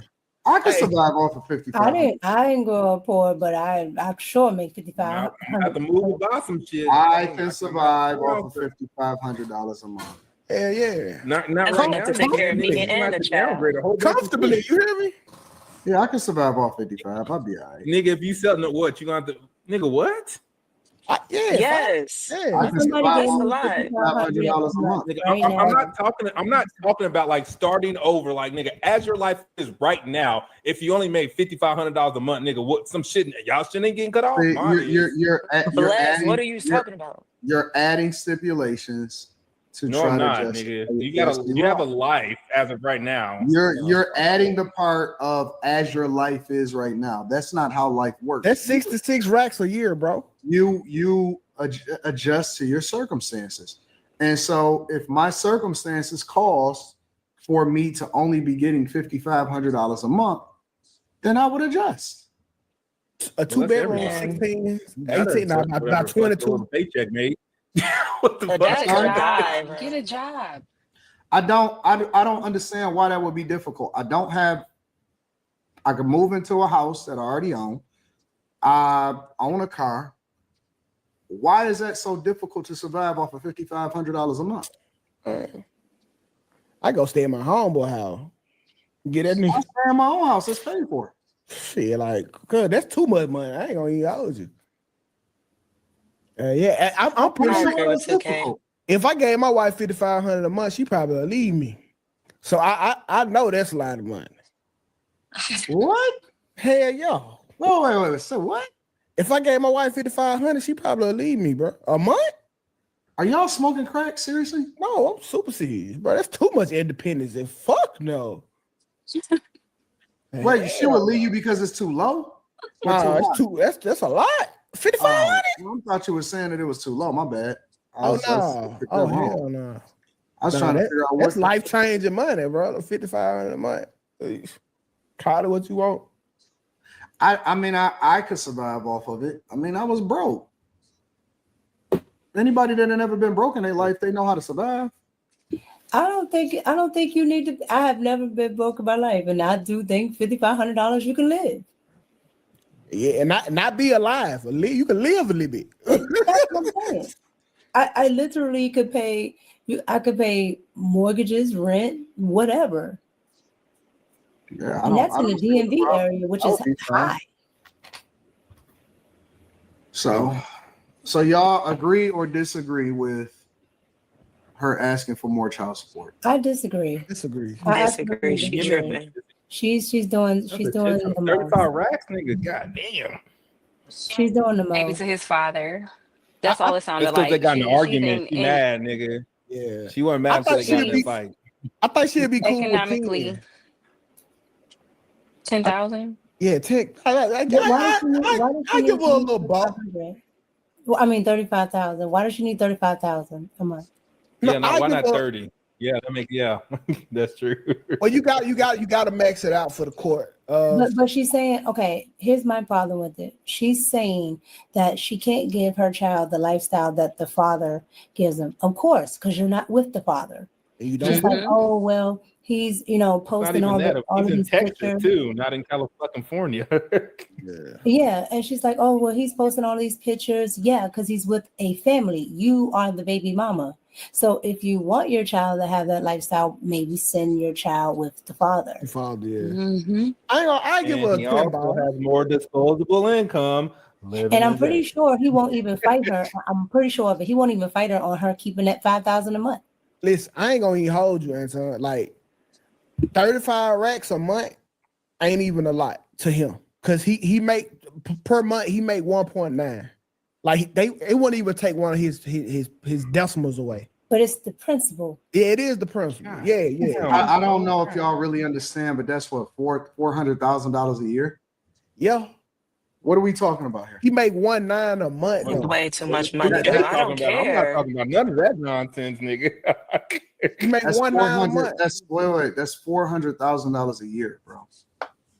Why would I give you $400,000 a year and you don't even like me?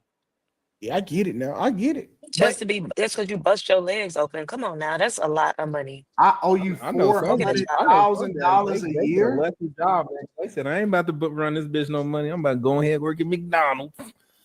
And don't she file them on her taxes once a year? Come on.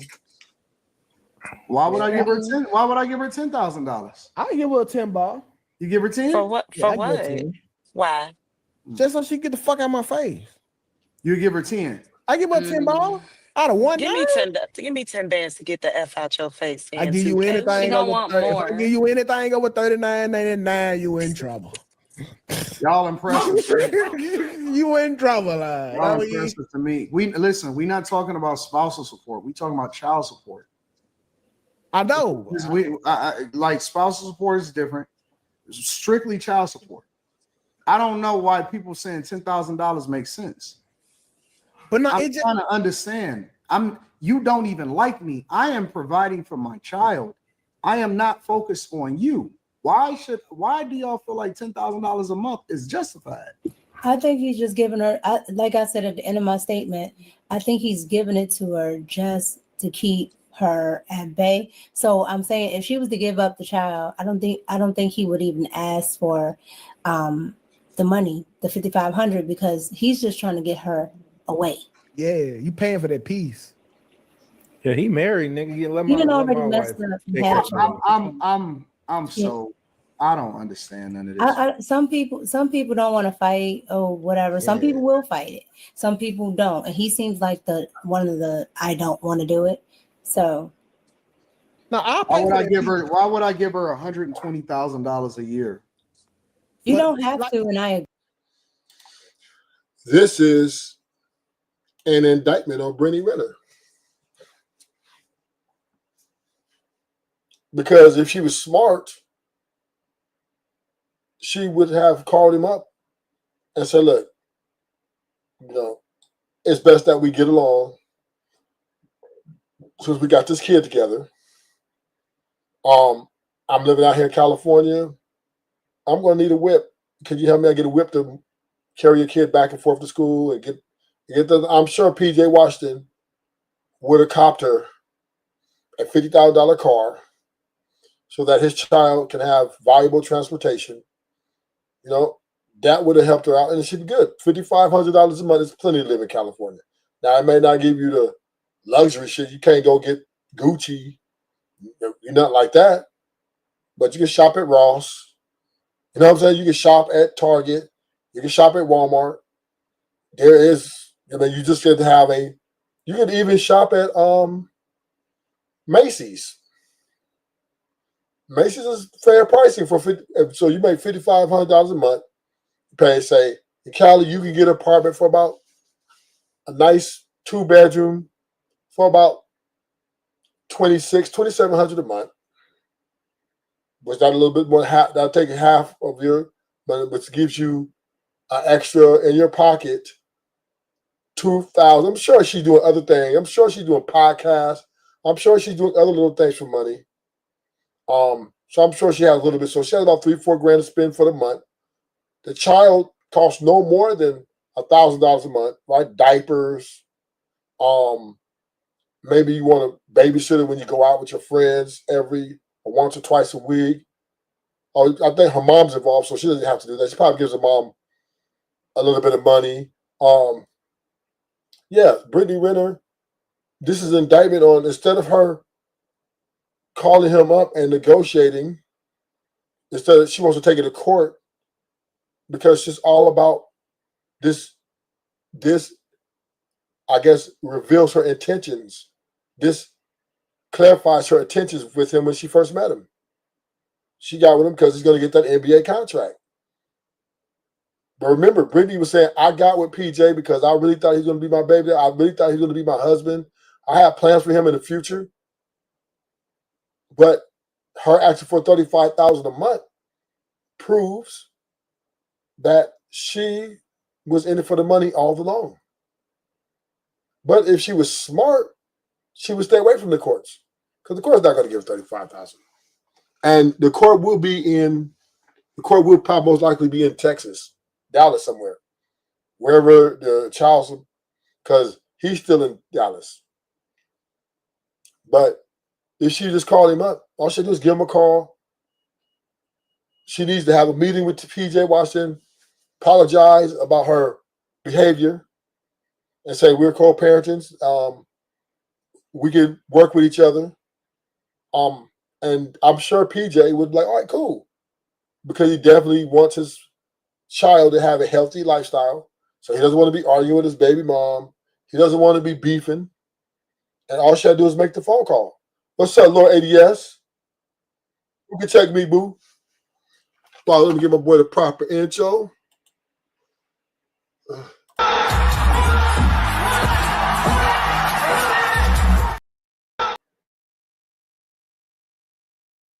Hello, Ruthless Truth. I was just stating, Brittany Renner, right? She she would have been better off making a phone call to PJ Washington and negotiating something a little bit more. She could have just sent him all her bills, but she does with her child, with their child. And I think she would have had a more swifter outcome than to go to the courts and try to get $35,000.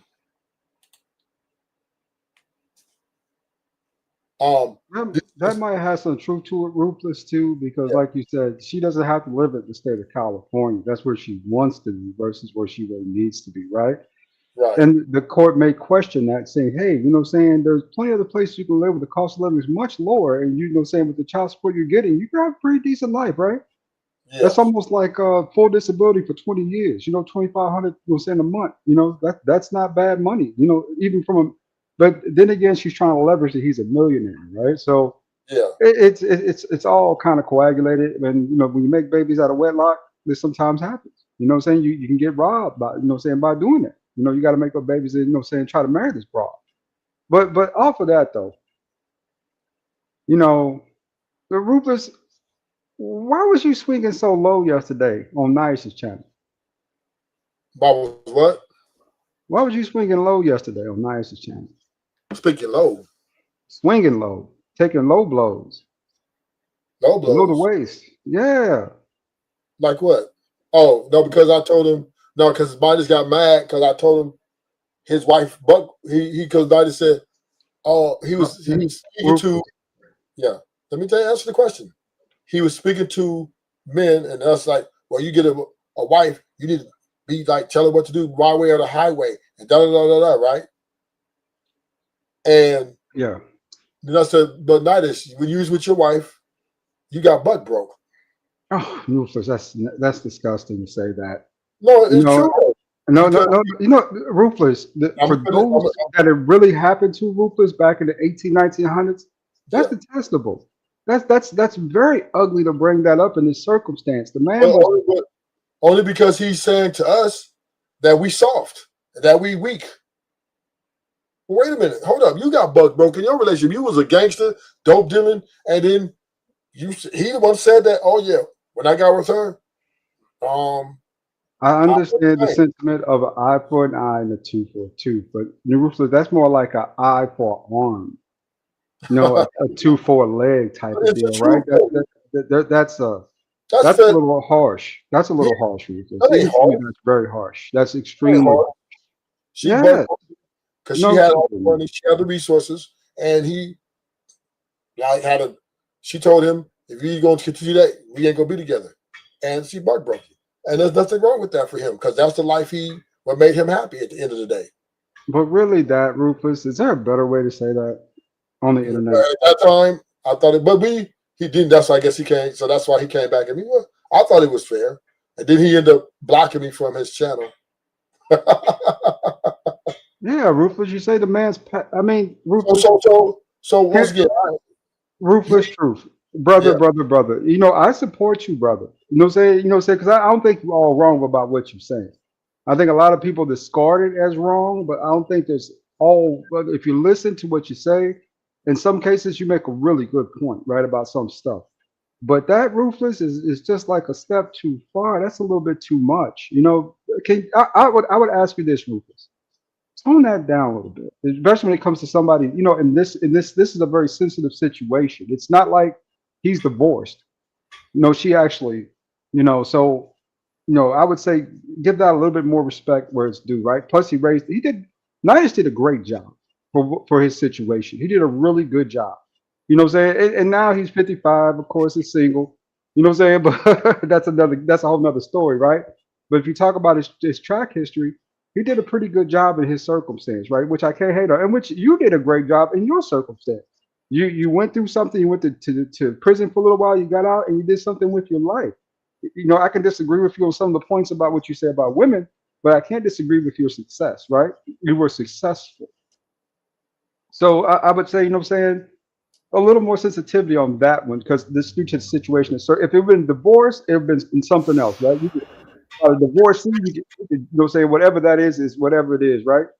But this was a little bit more sensitive. That's all I ask. Yeah, but I'm just saying, hey, but we moved on from that, though. After that, we got on. He called me a trick, whatever, and then we kind of went in and whatever, and then we moved on. But me and I just always fight like that for years. Ain't nothing different, right? Me and him always have bump heads. So ain't nothing new. But anyway, back to my point. Brittany Renner has shown that in the representation of women that she doesn't even know how to do good business, even for the sake of her child, right? She was on there saying that, oh, I got with him. What's up, Savage? You know, I was going to be there for him. I really wanted a family with him. I even named him a junior, da, da, da, da. But now your actions now showing that you was only in it for the money anyway.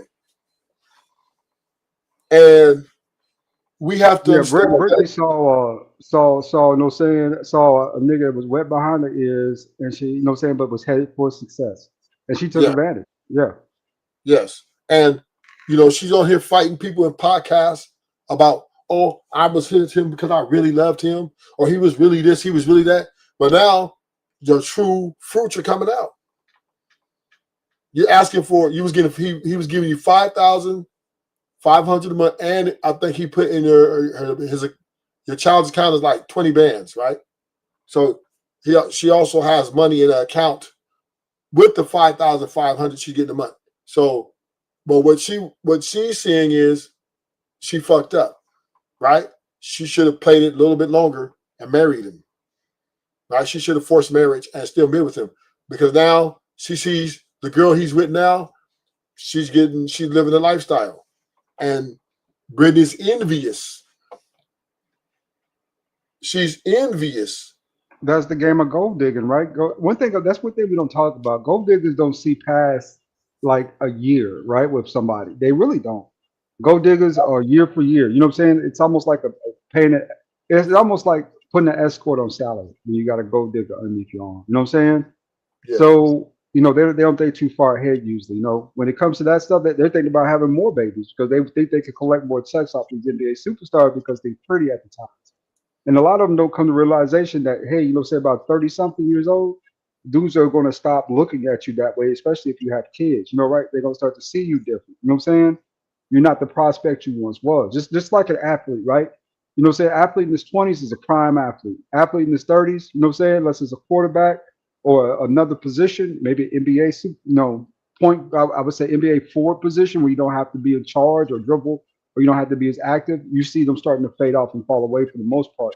Only a few of them last past 32, 33 years old. The average NBA player's lifespan is only 5 years. People don't forget that, right? NFL players 3. So, gold diggers, they kind of think like athletes in that sense, right? They think it's going to be forever when it's not, Yeah, gold diggers. And the problem with gold diggers is they never love the guy that they're digging the gold from. So they actually can't stand him. So there's just no way for them to make it. That's why Brittany left him too early, because she couldn't stand. Yeah, because they view you as business, not as personal, right? For them, it's business. When they're digging your money, the sex, everything to them is business. It's just a way of basically blowing up their brand and making more money, right? Yeah. Versus it being personal, saying, hey, do I really like this person? Do I really want to be with that guy? I mean, dudes do it too, gigolos do it, niggas do it too, but not as often as broads do. But it's the point that they view as more of a business opportunity than a, personal plan, right? Yeah. It's yeah. Yeah. And the thing I learned about women is they hate the guys that they deal with to get money. And I think they have to a certain extent, to keep that distance and to keep that act up. Because if they start to really like them and let their guard down, you know what I'm saying, then all of a sudden they feel as if they could be taken advantage of in that circumstance, right? So it's more of a, people laugh at me when I say this, but some people just simply need a psychiatrist in their life. You know what I'm saying? They need somebody they can talk to and work their problems out with, right? Because it seems like for most gold diggers, in my opinion, it seems like a major trust issue. You know what I'm saying? Like almost money, everything, or bust because they don't trust anything in between that. You know what I'm saying? Yeah, Yeah. yeah, yeah. So yeah, and granted, we are living in an era of prostitution. We're ushering in the era of prostitution. There will be no longer, you would know in the next, I say 10 years, you would no longer walk up to a woman and say, how are you? How are you today? They would walk away from you like you're wasting their time. Or they would tell you it costs this much to be with me. This is what era we're ushering in. The one thing women hate to pay bills because they hate to depart from their money. And that's the only reason why they're dealing with men, because they hate to pay bills. They hate it. And so now they're forced to deal with men because now making money is very difficult to do. And that's what people don't understand. Making money is very hard, especially consistently. Especially if you're talking about, saying lump sums of, saying $30,000, $40,000 a pop, three or $400,000 a year, say even Shit, millions of dollars a year. even it's hard, dude. It's difficult to make 5,500 a year, a month. It really is for some people, right? Very Yeah, difficult. to most people, right? The average income of 40,000. That's the average I think it's income. 50 now. I think it's 50 now, Rufus. Maybe okay. Let's say 50. That's hard, but that's still hard to do because you got to pretty much sell your soul for it. You got to go to work. You got to put the hours in. You What got to. is the closer you are to the top of something when it comes to the food chain, when it comes to work, the easier your load gets, right? It's the Yeah, guys at the bottom who really work hard. You know what I'm saying? Like super hard, right? yeah. The guys at the top, you know what I'm saying, more established, more of a flow for them. You know what I'm saying? Than it is a workload, And the guys at right? the top though, but the guys at the top are rich though, right? They're rich. But Most, but you know what I'm saying, but not all, you said at the right? top. You said at the top. At the top is rich. So Oh, you either middle, okay. bottom, or you're at the top. Oh, At the we're top talking is about high middle class, right? At upper the middle top, you class. own the business. That's less than 6% So of the population you who owns saying businesses. Yeah, so you say upper middle class? class. Yeah, something like that. Above, you know, So say above average, upper middle class. Yeah. about so that's about $250,000 a year, maybe a little bit Well, more. maybe a little more, maybe a little less, somewhere in there. But Right? 500,000. 500,000 is about 300 to 500,000 upper middle class. Uh, then you have middle class is between I think 52,000 and 150,000, something like that, 200,000. But you're not at the top though. But it's still $200,000 a year is a nice chunk. You can definitely live off of that with ease. So, but Brittany Renner's asking for 400,000 a year. That's a lot of fucking money. She's asking this nigga for 400 bands a year, not just for I guess till that baby turns 18. So she's asking for 400,000 a year for the next, but I don't know how old that baby is. So for probably next 13 years, the baby's about like 5, 6 years old right now. So yeah, she is crazy. But these is what women are. They want us. The only way they deal with us, the only reason women deal with men is to get ahead. And I'm going to bring a video to show y'all. And we're going to hear what the women got. See, Rufus, Truth, we're going to hear what the women, we're going to hear their voice. They got a voice. And us men, we didn't understand they mean it. These women mean what they say what they mean. Hey ladies, good morning. So I'm here early, but I want to give you guys a word of the day. And today's word of the day is standards. We have to hold these men to our standards. If we don't, they're gonna just do whatever. Unfortunately, a lot of them, not gonna say all, because there are good men out there, and I want women to understand like, for some reason, we're getting the low end of the stick when it comes to these men. And they're wearing us out. And I feel like it's going to hurt us as a society, as a black race, to be truthfully honest, if we don't Oh, get an understanding between the men and the women. So I thought about standards this morning and I was like, you know what? We have lowered our standards. The take note, Rufus. This pants came top down of the mind to butt, her. She hadn't even done any the research on it. getting drunk and high every day, the talking to me like I'm your homeboy, the not treating me like a woman, open my car door, make sure I'm safe, walk on the outside. Like these are all things that I personally, well, let me back that up. That I have a man in my life now that will teach my son. That my son will be able to see him doing for me and my grandson. So this is the thing. I had a man that didn't do none of those things. He is actually the man of my son. But I know, and fortunately, but unfortunately, my now partner knows that my son won't learn those things from that man. He's going to learn opposite. He's going to learn that it's okay to yell at women. No, sir, we don't raise our voice in this house. He's going to learn that What? he doesn't have to open car doors. He doesn't have to do Go this. ahead and stop the video, Rufus. Let's talk about just what she just said, right? Four things stood out to me, right? It sounds like she wants men to placate more to what she wants them to be versus having a mutual understanding of this is the way the house is ran, right? She doesn't understand what the word standard is. She's making up some imaginary standard in her head all of a sudden that she thinks is going to be valid with other men, and in most cases it won't work. Three, she got wrinkles running down the side of her face, tells me she's in her old age and she just now thinking about standards. It's so much going on with this video, bro. It's wild to me, right? How some of these women think. You know what I'm saying? It's almost like they believe this is the problem. Well, one of the biggest problems in the black community is the matriarchate type of ideology that goes through, right? That you know what I'm saying, you're going to placate to me. You're going to do what I say. You're not going to yell at me. I'm going to treat you how I treat you, and you're going to treat me with some respect, like I'm a lady with this dignity. You're going to do what I say do. That seems like a role reversal to me versus anything else. You know what I'm saying? In her thinking, right? And she got wrinkles running down the side of her face. So she told me that she's not a young, she's not a spring chicken.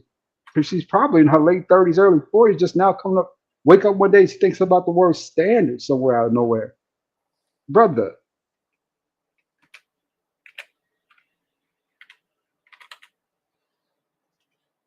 Well, we have to understand she is the catering of the women feel they want to be with men who worship them.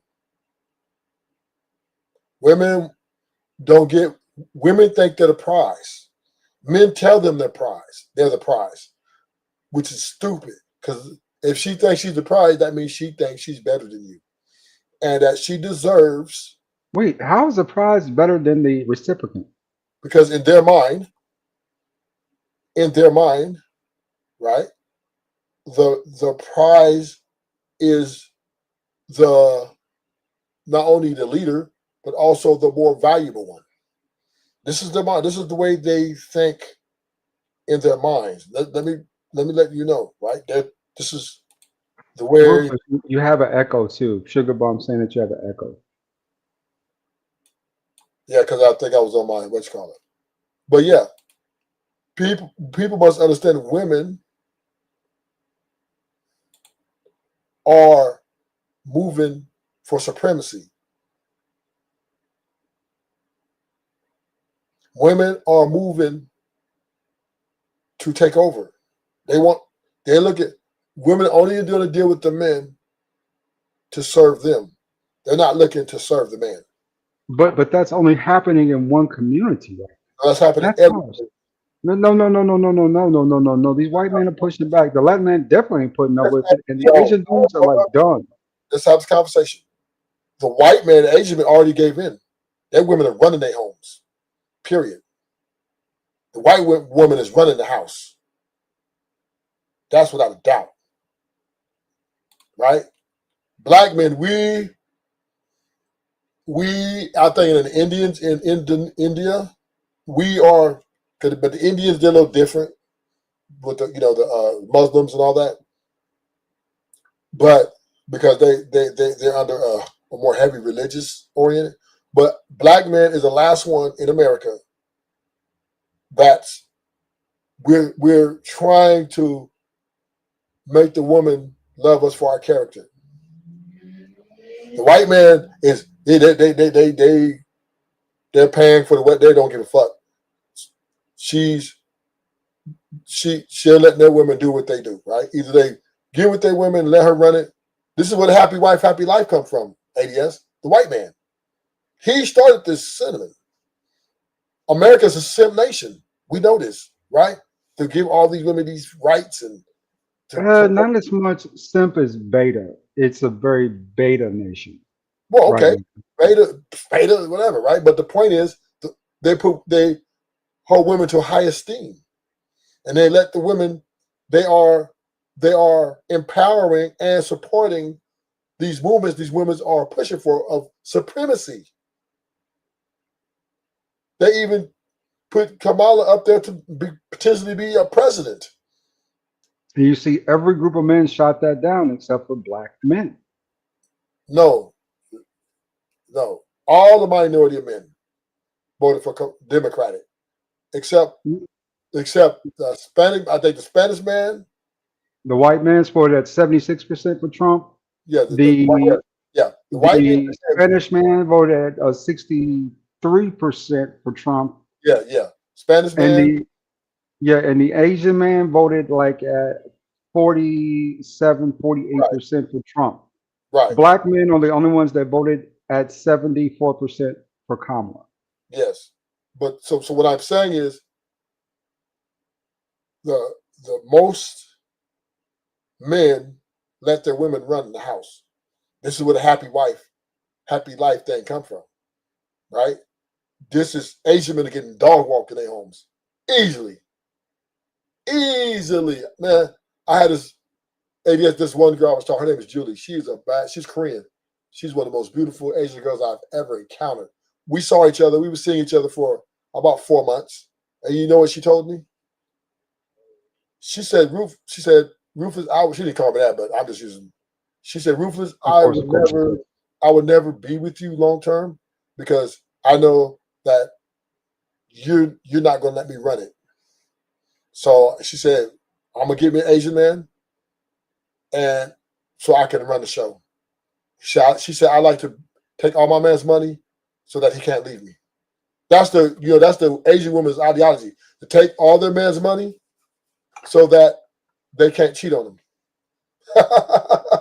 I think personally, when it comes to dating outside the culture, I think about a lot of it is just disrespect, saying basically fueled by dissent, right?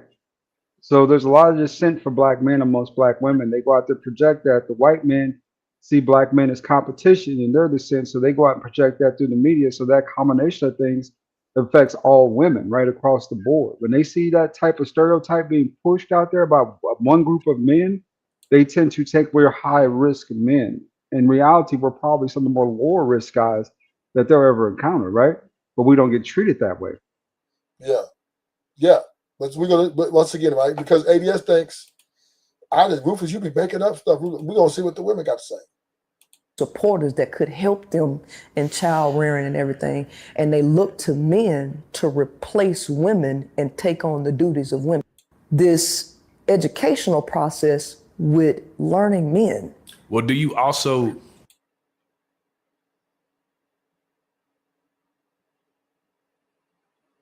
things would actually work out?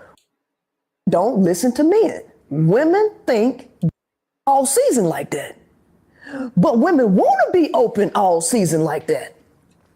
They want to be able to have as much sex as they want to and act on their desires. This is your desire. Your desire is to have sex. Your desire is to do this. So now that you want to do this and you invite a man to participate with you It's now no longer your responsibility. You want to blame him for everything. But why do you desire what you desire? Right? See, the men will agree with that, but they won't agree with women actually closing their legs.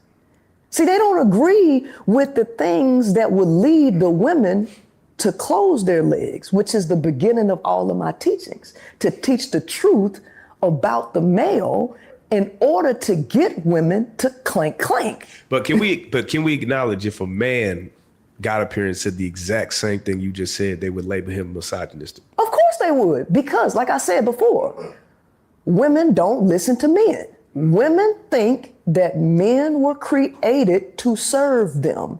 So if you ain't serving them, they don't want to hear nothing you got to say, because at the end of the day, women think that we need to teach males to do this. Women want men to be women.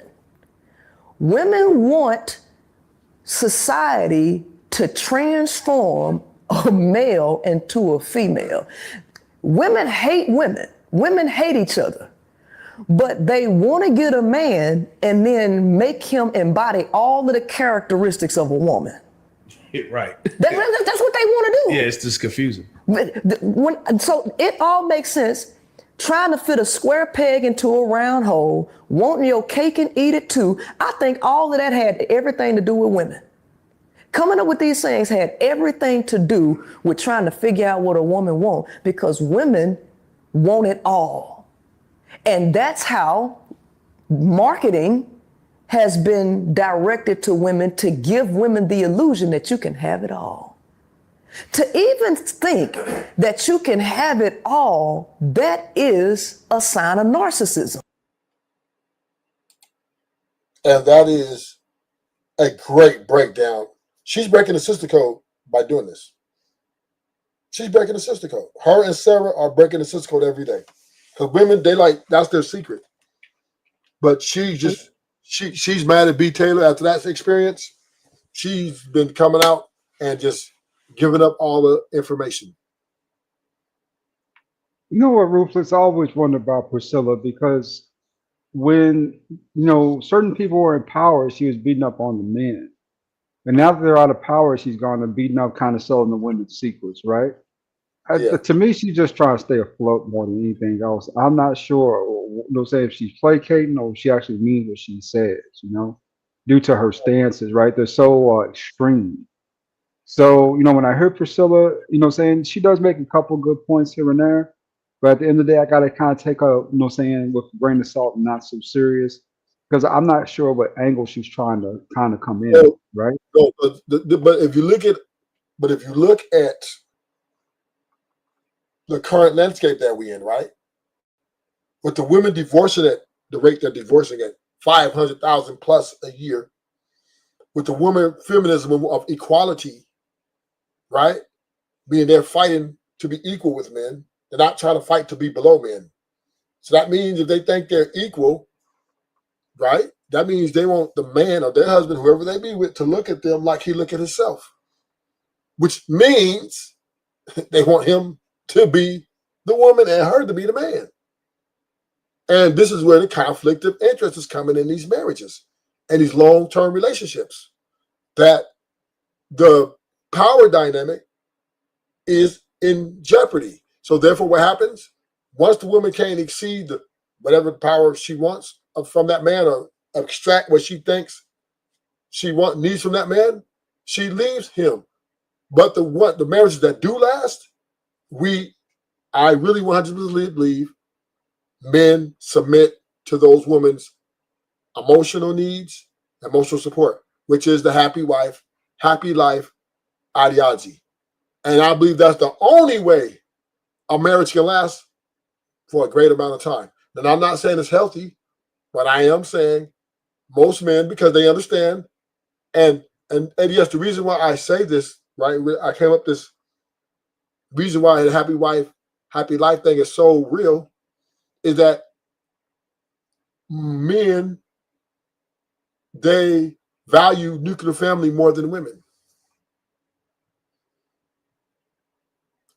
So I got kicked off. Niggas paid hundreds and hundreds of dollars to get me off a panel one time because I told them that women are pushing for co-parenting. That co-parenting will be the future, and they kicked me off. They said no, Rufus. So men value the nuclear family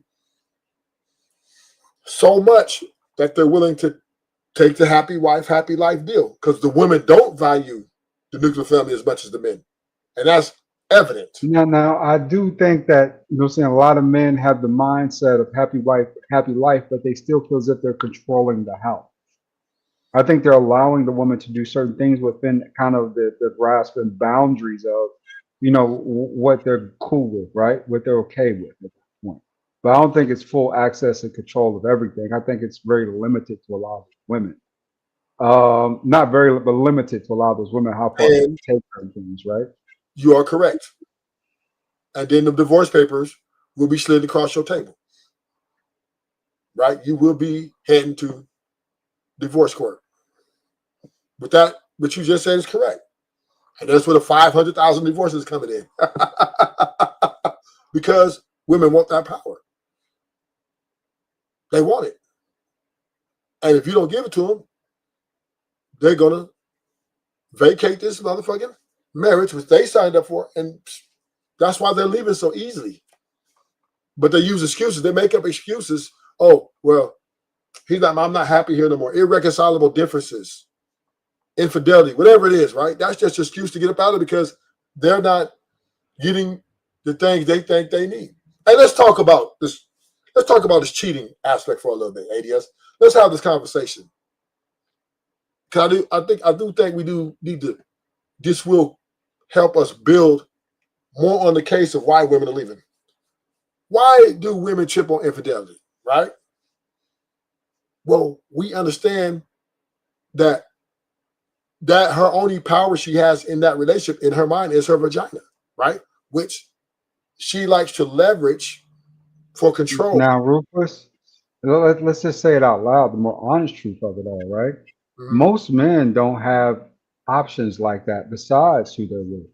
Yeah. Most men, you know, saying that they're not as appealing to have a side chick, right? You got to have a certain type of appeal to be able to pull that off, right? To have two women, you just, you know, saying most dudes don't have that kind of charisma, nor charm, nor appeal to women outside the women that they're with.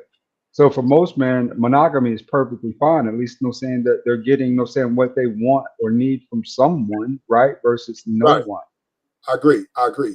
But we can attest to this, that women love married men. They're very attracted to married men at a very high rate. They say if you want action, put that wedding ring on, you're gonna get action, right? This has been for decades, right? I've heard this and I've seen it with my own eyes. I actually lived this, right? Where being in a relationship, you get more women that want you. When they find out you got a girlfriend, you get way more women. Oh, you got a girlfriend? Damn, all of a sudden, I was like, where y'all come from? When I was single, I had decent. As soon as I got a relationship, all of a sudden, these women just came out of nowhere. They're like, oh, hey, especially if you got you a bad bitch, oh, they really want you then. They really, really want it. So back to the conversation. Why do women take advantage of or get so upset about cheating? And this is why I truly believe. I think this, Ruthless. This is what I think, honestly. Let me say it. I'm gonna get to you. Let me finish it. And I'm gonna get to you. The leverage in the woman, only leverage in the power of the relationship is her vagina, right? Because they don't have all the money in most cases. They can't physically out check a man. They know they can't do that. And they can't really just bark orders. They're just like, who you talk to? So what is it that they use to punish men to get their way? Their vagina, right? So if you go out as a man and get some extra coochie, you are now making her feel powerless. Because if she ain't lever her coochie against you, what power does she have? So this is why she'll take you back if you self-check. Right? Once again, if you come, oh, baby, I didn't mean it. It was just a one type thing. She'll take you back.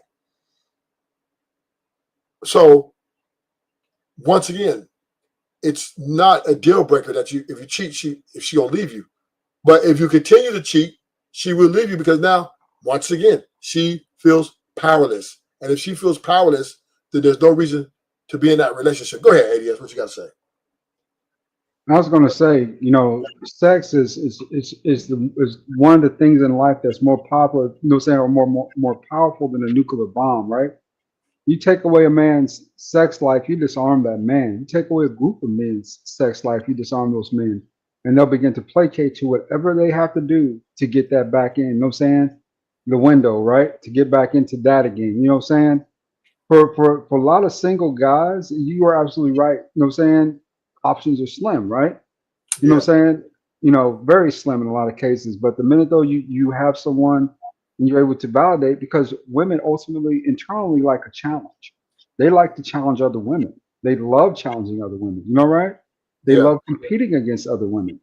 That's an internal thing with them. Just like men love to men and women compete in different ways. Men compete for money, for accolades, and for success, right? That's the competition amongst men. Who's the most successful? Who's got the most accolades? Who's made the most money, right? Who's the most achieved? Versus women, their game is, saying, who's got the better standard of living? Who has more luxury, right? Right. You know what I'm saying? Who's got the better man of the group? You know what I'm saying? Who's got, the best man, right? So when a woman sees another woman with a higher or caliber of man, at that point she becomes interested in him because at the end of the day, saying like we always say, the good women are all taken. A lot of women believe the good men are all taken, but what they tend to do is ignore all the single men that are out there, because in their mind they think that these guys have more value because they have success in relationships, versus this group of guys over here who's single. And oh, there's saying that those are defective parts, right? You could buy one used and put it on your car, but don't tell them when it's going to break down. Well, while this car over here is proven, right? Oh, it's proven. It's been on the road now for 10, 15, 20 years. You know what I'm saying? Yeah. So it's that type of mindscape and mind game. You know what I'm saying? And ideologists seeing value in something that they can't obtain or they shouldn't have, right? Almost like it's a goal for them, like an achievement for them, versus looking at the landscape and saying, okay, which guy out of the group of guys gives me the best chance for success in life, right? To have a family, to have kids, to have her goals and dreams, right? Yeah. That's something they don't necessarily. It's women can be very short-sighted when it comes to them and their emotions.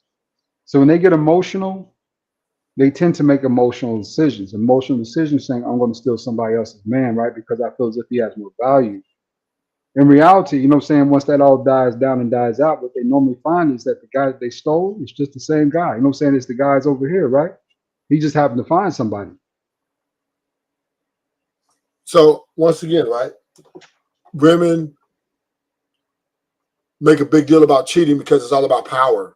Women are with men for sex and power. That's the reason why they deal with men. They don't deal with men because they really like your character, care about what you into, and none of that shit. Sex and power, right? They give it to you to have sex. That's why when they go after them top dogs, them rappers, them athletes, right? They try to put their vagina on them. This is why Drake was saying women were stealing his condoms with semen in them, right? Because they're trying to get pregnant so they can get that money, right? But women, the power of their vagina is what they have. So they figure if they get that celebrity guy or that rap guy to fuck them, and hopefully he falls in love with her vagina, then that's when she's going to start leveraging. Yeah, don't be fucking all them other bitches. I'm going to be on this bitch. And that's a part of their ideology. And this is why if you cheat, because it doesn't matter what level you are, if you poor or rich, if you cheat, women will try to hold you accountable because you're making her feel powerless.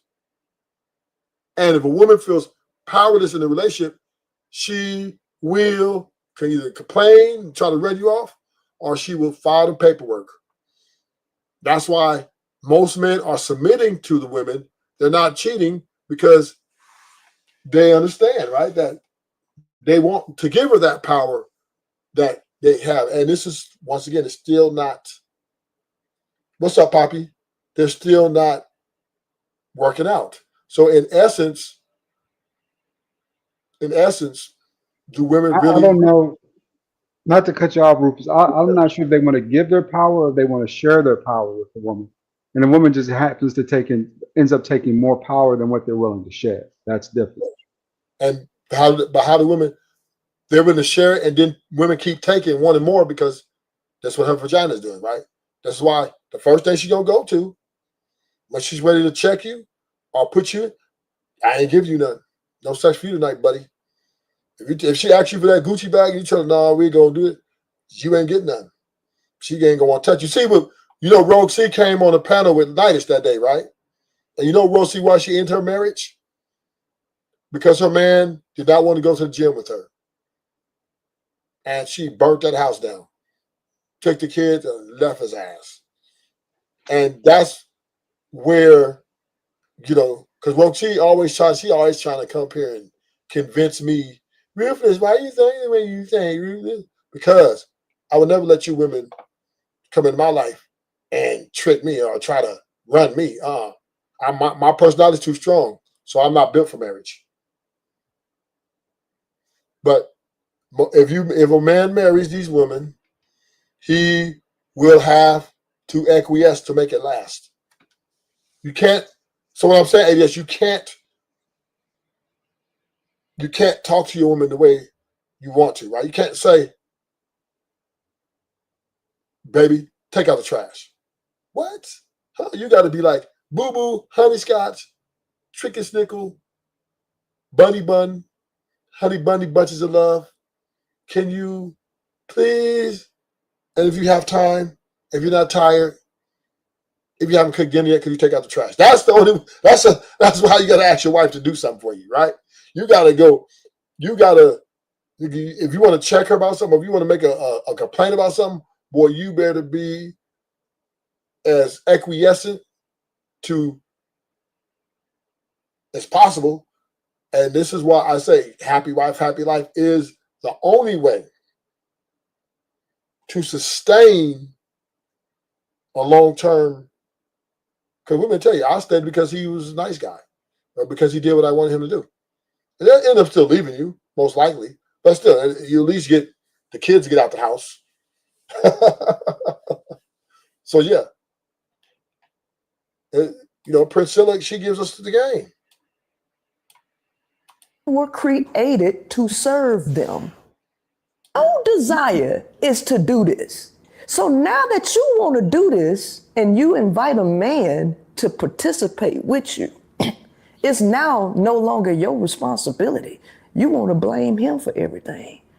But why do you desire what you desire? Right? See, the men will agree with that, but they won't agree with women actually closing their legs. See, they don't agree with the things that would lead the women to close their legs, which is the beginning of all of my teachings, to teach the truth about the male in order to get women to clank, clank. But can we acknowledge if a man got up here and said the exact same thing you just said, they would label him misogynistic? Of course they would, because like I said before, women don't listen to men. Women think that men were created to serve them. So if you... And this is the whole reality fact. And I believe women think like this is why the conflict is in the relationship, because she's moving for power. And I seen that in my relationship. I'm like, damn, why is this talking back to me? She wasn't talking back to me when the first 90 days. She was acting like, okay, daddy, okay, whatever you want, whatever you say. So now all of a sudden I say something, she don't talk to me like that. Oh, why are you doing that? Da, da, da. I'm like, and I always wondered this for many years. Like, why these women, the longer we together, the more seem like she's trying to have control over me, right? Or trying to have the same authority I do. And this was a conflict with me and my girls. Now, for a while, I kept it in check, you know what I mean? But every so often, I have to, once again, put her back in her place. And then she would do it again. I have to put her back in her place again. And she never listened to me. And I tell her that baby, your titties look great. I don't mind. I think you're perfect. She'll tell me 10 minutes later, you're going to get my tits done. See, women, they don't listen to men. They don't care what men think. They're with men for sex, money, and power. And that's the only reason why they're dealing with men, because women think men were created to serve them.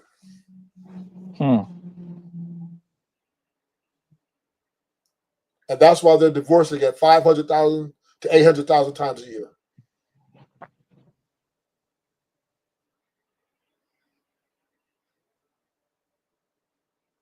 I don't know, Ruthless, about that one there. But I do need to get back to some of my stuff here, brother. Thank you for having me up, Mr. Truth. What's up, All Poppy? right. How's it going today? I'll How talk to you y'all a doing, little my bit guy? later. Good, good, good, Poppy. Thanks for asking, brother. Take care, okay? You too. Thank you. Talk to you later, Ruthless. All right. Well, welcome to the show, Poppy Blanco, the infamous, player, regulator. I see you up there. Oh boy, I see you on the panel. I think yesterday was it with the wrist doctor or was it with? Probably Witch Doctor. Yeah, late night. Yeah, It was man. Witch Doctor. Boy, Rogue, she was out of control. And that's the perfect sample of power. When you give bros a little bit of power or say so on anything, you see how they abuse it. Man, you see that, right? That's not even her yeah, channel, but if you give them a little bit, she start popping shit because women are not built to be empowered of anything. They don't got the capacity, the mental capacity to do that. Men are the one that are rulers, bro. Because think about it, Ruthless, right? When you ask any of your girls, for the most part, hey, what you want to go get, son? You tell your like she tell you she hungry. And okay, where you want to go? She gonna give you like 5 different answers, right? Right. She be like, oh, I feel like eating some lobsters and some crabs, but at the same time, I want to eat some chicken, but I'm a vegetarian and all this bullshit, right? You know why? Because women naturally women don't want to make decisions. They want a man to make decisions for them, bro. It's just they claim to want to be equal to a man, but no. Everything they do is directly towards a man dictating shit to them. Think about it. Everything that they want is always more than them, right? They want a man that is taller than them, right? They want a man that get more money than them, right? They want a man that is, and most important, they want a man that is smarter than them. You know why? Why every bitch tell you? Not every bitch, I tell you that, but most women on planet Earth, they want a man to what? To teach them something. You feel me? Am I right or wrong? Most women, bro, they're gonna say, I want my man to teach me something. I want to learn something from him. I think you're a little off on that one. No, maybe, women want a man. Women want a man that is smarter than them, my nigga. All across the board, everything they want is more than them. I would say so. I'm gonna answer your question like this, and you might not agree. I think they want a man who is highly intelligent, but that is emotional intelligence. So not to teach them nothing, but to be able to recognize and manage at a time when they're in their emotional roller coaster. So yeah, they want somebody who's smart enough to deal with that. But to teach them, I don't think so. I think women, they are feminist movement. They are educated. They don't give a fuck. They know how to make their own money. They don't want to learn anything from men other than that man catering to them. No, women were made to serve a man. Actually, that's what they're here for. Right. You're absolutely right. You're absolutely right. God made women for the man, not man for the women. Right. But because men have flipped the chivalry, really, in my opinion, chivalry is what turned the tide. Chivalry turned the tide. And I don't think men realized it, right? When they was opening doors for these women, all this shit for the women, and the women took that and formed a plan to take advantage of that. And now in 2025, they're taking advantage of that ideology which men brought upon women. Yeah, but biology is biology, though. They are biologically built to serve men, bro. That's what they're here for, right? And I believe, this is what I believe, it takes that one particular guy to get that shit out of this bitch. Maybe you might not be the guy for that woman. You might be John Doe, or you might be Johnny Doe. You see what I'm saying? Yeah. So that's what it's about, a match. But listen, man, once men, let me say this clear. Once men start quote unquote going out of his way to serve a bit, to do everything for a bitch, that's when that man start really losing himself. He's supposed to be all the way around. Okay.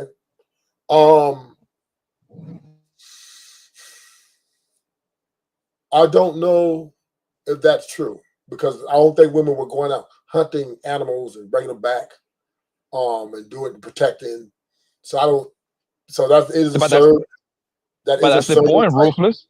Ruthless, that's the point. I'm trying to figure this out, right? What's the point? The point is the man is the one that's supposed to have like the biggest hurdle in the relationship, right? Like he's supposed to bring the bread, he's supposed to put the roof over his head, he's supposed to have like the biggest investment, pretty much, if you really think about it, right?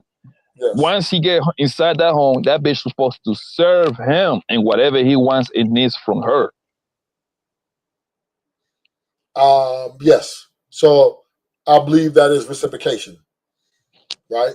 So he's going out to bring resources and protect as well, and so that she can have a comfortable place to, have kids. So basically, women were basically concubines, right? They're concubines. That's really the overall main point of getting married and having a family. It's all about the baby, moving the legacy thing. I think that's Yep. So it's she's supposed to appreciate she's supposed to appreciate the man with giving them the kids. That's the return on the investment. Yeah, I agree with you, boss. It's like I think people say that men and women get married because, you know what I mean, because this man love this woman love this man, whatever. But I say like, I think the number one reason should be because to have a baby. Yeah. Yeah. And this is what I hate America for. This is why I hate this country. Right? I would say ideology. Because we fucking live in this illusion of love, Disneyland shit, and the men and the women. And now it used to be more of the women. Now it's more of the men, right? The men are delusional. Like we got Brownsville, Sharon, right? On this motherfucker. Those guys are corny. They are corny. Yeah, you know what I mean? But there's a large group of men. They're the dominant ones out here in the world, right? So that's why I use them as an example. These men are putting women on pedestals. But how the pedestalization came? Through chivalry. And now we're at a point that women are running mucks on news, right? That niggas a lot of these dudes are going for it.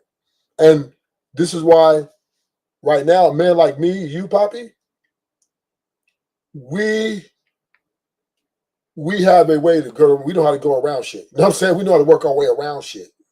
Like we know that these women are looking to run amok on us too, but we're just a little bit more shafty, right? We're a little bit more savvy. We know how to talk to them and whatever. But the beta man, the average beta man, he's getting dog walked. And Ruthless in 2026 is preaching a message of short-term investment. I think women are only good for short-term investments. I do not think a woman is in 2026 are good long-term investments. I just think they're too They're too independent mindset. They are unruly, and they're easily influenced, and they are not returning on an investment. Right? They're basically, if you marry a woman, she's going to make the house hostile. That's just what's going to happen. And as a man, how much can you take? Right? How much acquiescence can you do? Right? How much catering can you do when you're already paying the bills? When you're already treating her like the queen she wanted to be treated like? Oh, sugar bum, I ain't crying. I'm letting you go. You guys, sugar bum, crazy.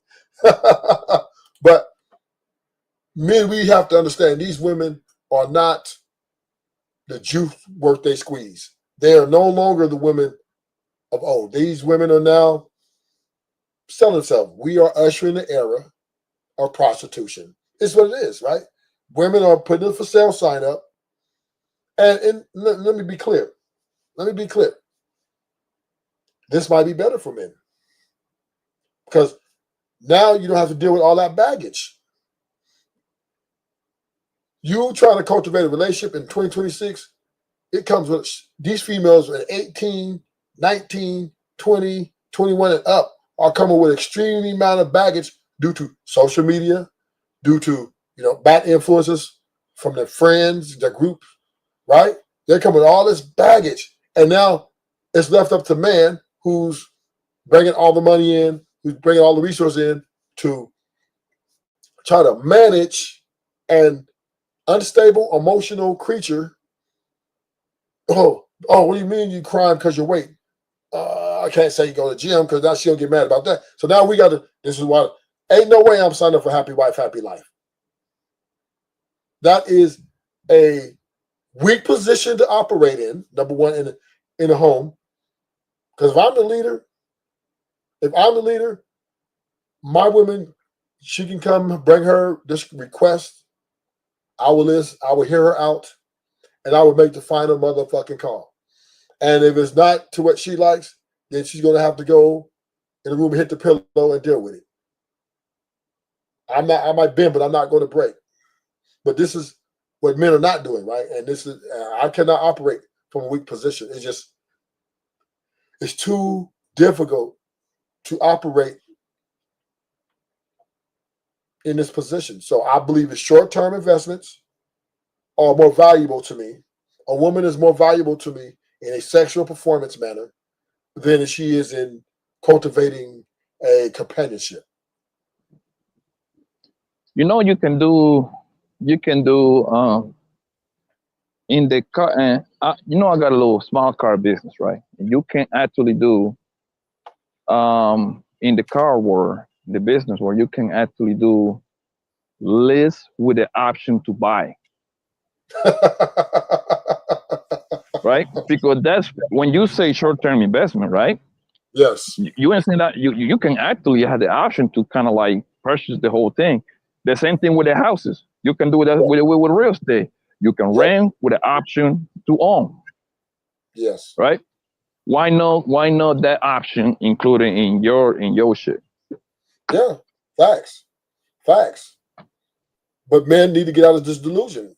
We have to get out of this illusion because I'm seeing it over and over again. My homies, sometimes I'll be like, nigga, you crazy. Man, she's the one, dog. Next thing you know, this nigga 6 months later, she fucked my best friend. What the fuck? I'm like, whoa. That's crazy. Yeah, these women. Yeah, but I do believe, Ruthless, that is a good woman out here, right? The question, the thing is to find them. That's what the homework is. You see what I'm saying? Most of them are already taken away, and the ones that are back in the markets, they husband probably die or they got a divorce, some crazy shit like that. You know what I mean? So they back out here in the market. It's a good woman out here. However, they are the minority because I do believe that the majority of women are nothing. Are just stone cold hoes, my nigga. These hoes have been ran through, bro. Let me ask you a question because this is my concern. what would be qualified as a good woman? Usually a good woman is nothing but a woman that is willing to do no 100% everything that the husband asks about, like the majority. Like it doesn't have to be 100, but if you can get to 80% of the shit that I ask you, you do it well. I think most men would be barbecuing happy as fuck. You see what I'm saying? As a man, you gotta understand that these bitches bleed once a month. You know what I mean? They have mood swings. They are unpredictable, and as long as they are very manageable, um, most niggas will be able to work with her. That's what a good. She's just a woman, right? A good woman is whatever that man mold her to be. That's what a good woman is. If you really think about it, a good woman only can be considered a good woman when she attached to a man. So you mean to tell me for me to find a good woman, I got to find a Build-A-Bear? You pretty much got to coach your girl to be your wife, bro. And the thing is she coachable and if she is trainable and she just pretty much get on the program that you're selling, you got a good thing right there. So you mean to tell me in 2026, which is literally around the corner, you mean to tell me, Poppy, that my fight against feminism, the fight against equality, the fight against self-love, the fight against social media, the fight against the illusion of happiness, I have to try to go against all odds to shape her into the woman to be a good woman? Yes. They still biology, but they still crave men. They still some of them goes most of them hoes going to have those kind of ideology. Don't get it twisted, man. But they still gonna crave men. They still want a man, and they still.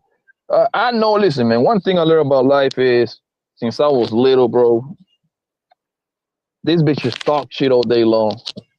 Whatever they say, they do the complete opposite 9 out of 10. So would you say, well, wait a minute. So let me help you out, or let me help this conversation out. Are you telling me that women are not enslaved to their emotions? Yes, they are. And that's what I'm saying. As long as hunger is trainable and willing to do whatever it takes to keep you around, she will adjust a whole lot of that. You're still gonna get that, but she will adjust and she will mold into the molding that you want to put her through. It's kind of like training camp. Think about this. Like, have you play any sports? Yeah, you know what I mean. I'm basketball, football, baseball. There you go. Right. Think about it. While you was playing, did you happen to switch schools while you were playing? No. Okay. Let's assume you switch schools, right? Oh, well, maybe college. Yeah, so I switched schools when I was in college. Okay. Were you playing sport in college? Yeah, I was playing basketball. Yeah, I switched schools. Yeah. Okay, perfect, right? So while you were playing basketball, let's assume you were going to Cal State. You went to Cal State, playing ball, shooting guard, small forward, whatever you might be, right? The coach was teaching you how to do the footwork and how to do your shooting motion a certain way. When you went to another school, the next coach teach you to do it just a little bit different, right? Yes. And that's what it is. Yeah, because according to the new coach, he tell you, hey man, I gotta break you out. I gotta break you out of those bad habits. That's how they call it in sport. When you got bad footwork. Because when I used to boss, I used to like the coach used to teach me that footwork was important. So this coach teach you this way, this other gonna teach you that other way. You feel me? So that's what it is with bras, man. So can we be fair though that so you're saying they're bad and then I gotta turn them good? Is that what you're saying? No, they good. They good. The ones that you hopefully the one that you pick out of all of them and make it that far. hopefully you think you got a good assessment, right? You think you can assess a woman real good? Of course I can. And my assessment Already. is to stay away from, do not deal with them long term. Because, and I'm going to make my case why I am against that ideology.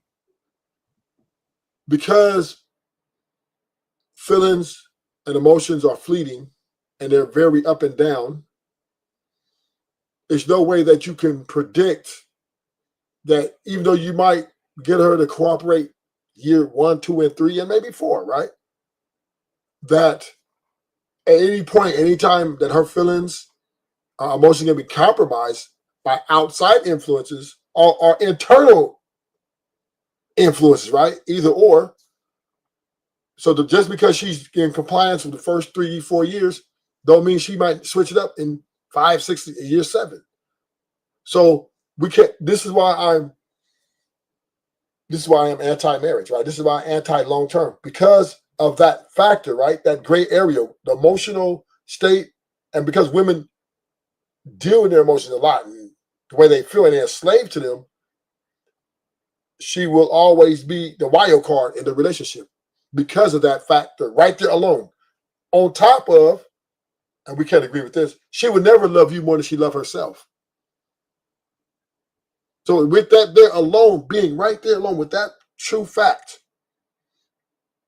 she would choose herself over the family. She would choose herself over you if she deems it necessary to better herself and to be apart from you, or a work husband who she may think is a better suitor, right? This is what we know, that the women cheat, right? Because they're always looking for a better and a more complete man, right? So that's why I don't think the coaching deal, the coach, because basketball, when you want to coach a coach, yeah, he teach you this, you take these things and you take the things that he teach you to get to start in a position and then to move up and go to the NBA. But women, right? See, the coach can bench me, right? The coach can bench me. Like, sit your ass down because you didn't run the play like I want you to. But you can't do that to women. You can't bench women. You just got to get rid of them. Either you got to acquiesce or you got to get rid of them. There is no middle ground with women. You can't yell at them because then they're going to say they're going to start tone policing you. Oh, who you talk to? Oh, because they got this ego. Oh, I'm equal. You need to be talked to. Don't talk to me like this. So now you got to what? You got to try to cater the conversation so that they don't be offended. So with all that being said right there, that is demasculating, man. And I agree with you, Poppy. Your strategy is very old school, right? That is what you used to. That's why men typically deal with young women, right? They like younger women because they're impressionable. And they was able to mold them into the woman they like. That's why they date older women, because older women set in their ways. But now in 2026, women are coming out of high school with all the baggage now. Women are 25, 26 years old with a lot of baggage, like a 45-year-old woman, because of social media impact and her access to deal with multiple men, So a lot of these women, what? They're going to the strip clubs, they're getting jobs at strip clubs, they're on Figueroa, they're selling themselves behind the counter at the coffee shop, talking about you on a date. I charge to have time with me. And last point, Poppy, and this is where I think it makes it clear. Women have chosen money over love. Women have chosen the way they feel over the way a man looks at them. And that's just where it is. And with that being said, I think ruthless way is I think my way is the more successful way to deal with women in short-term spurts. That way, once again, you don't have to try to cultivate and worry about these emotional up and down roller coaster. You can just get rid of her, because you will, if you deal with options, always open end options, you will then be able to leverage, and you'll be able to move around and move out how you want to without having to be tied to an emotional roller coaster.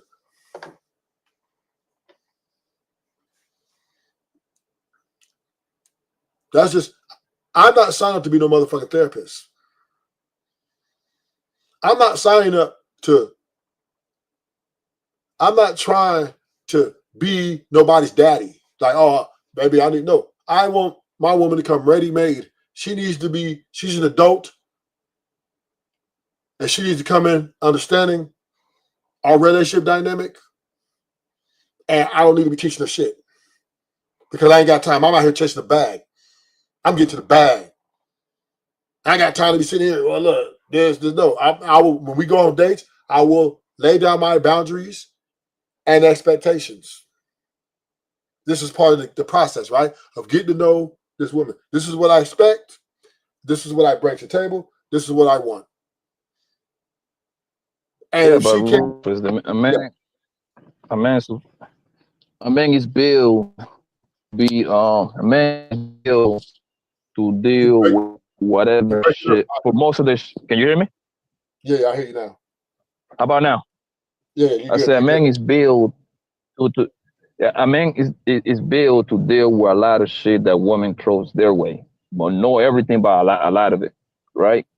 When you say you ain't signed up to be a therapist, well, that's what God make you taller, stronger, and a little bit smarter. Because I believe men are a little bit smarter than women. I mean, the IQ test shows that it's a little 2 point higher than a woman, right? So you can, and men tends to have a better vision, to a bigger vision than a queen. The the queens, they happens to have a short-term vision. A man usually tends to have a long-term vision. A women, a nigga with a Break it up. plan, right? Yeah, there you So, go. You're back. God damn it. Yeah, I'm moving around. That's why. My bad. How about now? Yeah, you good now.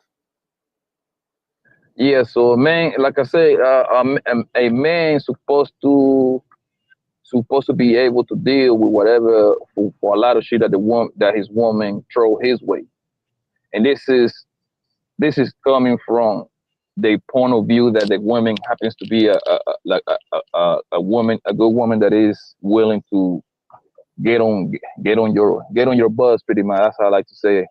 If a bitch ready to get on your bus and she willing to do whatever it takes to be around you, you got a good thing going on. And I agree with that. But this is why I think And what you short say, term. hold on, let me finish. And when you were saying that, you say something about like I forgot. You say something about like damn, what were you saying? You say something along the lines that that the year 1 and 2 and 3 everything is good, and year 7 everything is not good, bro. There is nothing guaranteed in life. Okay, nothing is the only thing we got. The only thing we got guaranteed in this earth, we're gonna be born and we're gonna die. The 100% guaranteed. Everything else fall between lines right there, right? So yes, because years break it up, Poppy. And year number 7 now. How about now? Yeah, you good now. I say now in year 7, hunger decide to leave you. Hey man, it is what it is, family. You just gotta keep on going. You can keep on moving. So but nothing is Poppy, guaranteed. you're making my argument stick. Then that's why short term is the best valuable, because it's day to day. Fuck this forever shit. That forever shit is delusional. And yeah, but ruthless. But the short term, how can you measure? How can you measure the short term? Like, are you gonna have it like on your brain? Oh, I'm only gonna fuck on this hole for 2 years. Like, you got this on stone down paperwork. Like, I'm gonna deal with this bitch 2, 3, 4 years. How you gonna measure the short term shit that you talk about? The short term method is day to day, right? Day to day. That means at any moment, right? And what's up, No Chaser? Hit the like button. Welcome to the show. Short term method is simple, right? You be with the woman as long as it lasts, and if it lasts a week, you celebrate that. If it lasts 2 years, you celebrate that. Meaning you don't have no expectation of this lasting, but you enjoy the moment in the moment. And this is where the most, in my opinion, the most value comes from a woman, right? When she has less responsibilities, when you don't have to deal with, look, I don't believe in living with a woman. I don't ever want to live with a woman again. She got her place, I got my place. And because yeah. You be long-winded, so I'm sorry if I'm cutting you on. The thing is, like, when you go long-winded, I kind of forget the points that you be saying. So now, you see what I'm saying? So turn it up. I'm not trying to coach, like that. It's just trying to concise it. What I'm saying is, like, the short-term shit that you're talking about, it ain't that much different than a man and a woman living together, right? They never haven't get. Can you hear me? Yeah, I hear you. I say it ain't that much different from a man and woman living together that haven't get married, but they've been together for 5, 7, 10 years. It ain't that much different. They just enjoying each other's company. They probably got a kid or two. You ain't saying that much. You ain't saying nothing like that much different, like from that type of relationship that people got. Like for example, let's say you have a girlfriend for 5 years. I wouldn't say it's day to day, but like they don't got no paperwork signed. So if the relationship falls apart, she grab her, she go her way, this nigga go his way, and now he got to take care of the kids, whatever kids came out of her pussy. But the thing is, it's not that much different. No, there's a lot of difference. When you move in and you do it like that, now you will be in a situation where you have to deal with her baggage. When short term, you don't have to deal with her baggage, right? Whenever that she going that multiple roller coaster, hey, call you. You know what I mean? Call me when you're done with it. Call me back when you healed, right? Whenever you go through your trauma, call me back. I'll go to your therapist. But if you get into a long term, now you're obligated. When you live with them, you're obligated. It's almost as if you know what I mean? And that to me is very stressful and very hard to make a correct, or I would say at least have a healthy situation. So in my terms is better, right? Because I'm more of the type that if you are dealing with a woman in a long-term space, right, where you're trying to build and do all this shit, right? It just seems there is no guarantees, like you said. You made the point. Because there's no guarantees, then what the fuck are you doing heavily investing for a uncertain for how will I say this? You're trying to make a heavy investment to an uncertain future. That is asinine. That is actually poor business 101. You're pouring money into something and pouring time and energy in an uncertain future, which women have, by the numbers, by all the information we got, shown that they are unpredictable. And because they are unpredictable, it is better to deal with short term. That way you have less responsibility and you don't no longer have to be obligated to deal with all these things that can create a hostile environment. It's just, hey, you're going through something, deal with it. Call me back when it's done. And this is the way I'm moving. I would not, because I done moved in with women before. And my gosh, it was the worst. Ooh, I regret it instantly. I'm like, damn, I moved this bitch in. But so this is why I'm not married. This is why Rufus is anti-marriage, because I just don't think women and men, we get along. I just don't think we get along. And I done seen dudes who didn't cheat, they did all the right things, and they women was fucking all their friends. Fucking on rappers, going to concerts. I'm going with my girls, and they kind of find out she was fucking she went backstage. Because women will do what fuck to make them feel good. And that's why I am against long term, and then we see plenty of time, right? We see so many times, right? In marriages, I think the woman who was married, he got for her favorite artist, and she was damn near sucking his dick. He was fiancé. When you say when you say short or long term, you meaning more like when they go to court and get married in a traditional way, right? Right. Okay. What about Yeah, the 'cause- two people that live together? What about the uncle and the auntie that got together and they have been living together for 17, 15 years, no paperwork, but they still, to me, that's still a marriage. They just never signed the paper. well, that once again, you're looking at something that at one point was possible when it was older times, right? We're talking 2026. These women are not the same women of nothing like the women 18, 17 years ago. So you're right.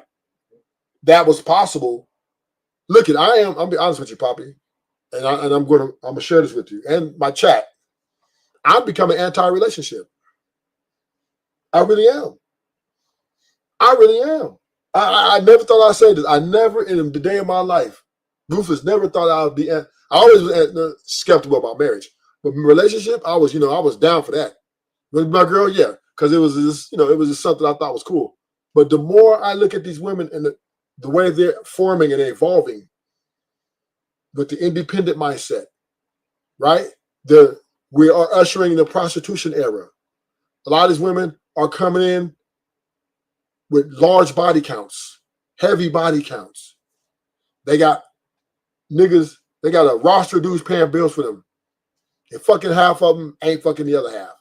They're coming in with these plans. What's a large, what is the body count that you will consider a broad to be a hoe? Like this particular number is make you a hoe at this point. 6 plus. 6 plus. Okay. That's yeah. To me, like we ain't that far off because to me, I actually on my string, I broke it down. You know how Biggie Smile got the 10 crack commitments? Remember that song? Remember that record, Biggie Smile, 10 crack commitments? Yeah. I came up with the 5 whole commitments. in one of the commitment is if she fuck over 10 niggas plus, she is a hoe. There is no way around it. It doesn't matter if she's 25 or 55. Anything double digits, because you cannot explain fucking thing. Because it's literally impossible for a bitch to tell you she had 10 boyfriends. That's rare. You see what I'm saying? Yeah. But I don't even really, that's not my really main reason because I know that women are going to lie about their body count. But my thing is their actions are speaking louder than their words.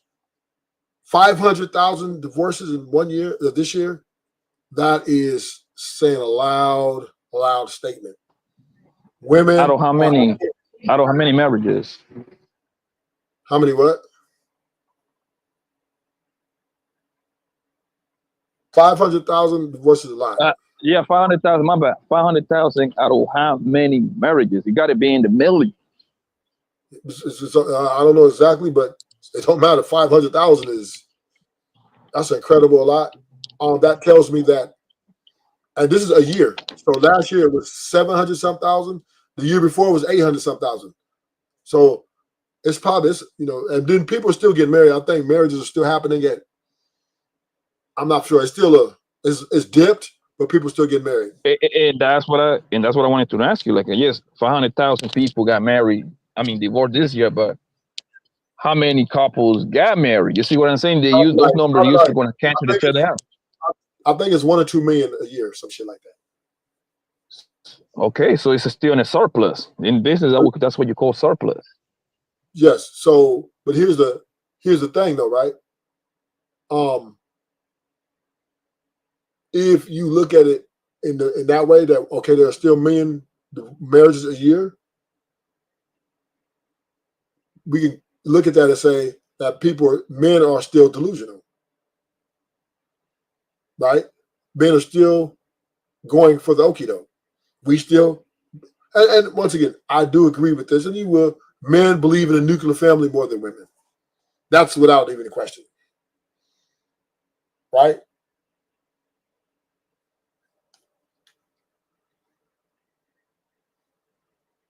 Oh yeah. You asking me a question? Yeah, the man is more than two people. And the reason is because they cannot bring their own. We cannot bring our own kids into this order. You know what I mean? So you need a bitch to fucking be a walking incubator. Plus, we don't want the deal with the stepfather and stuff like that. So we prefer our house in one house. Yeah, more close. It's a close kind of, equation too. Yes. So this is why the marriage rates are going up by $1 million a year, because the men are still delusional. And then, I think white men are just super smart. You feel that, man? Still delusional. That's how you call it. Yeah.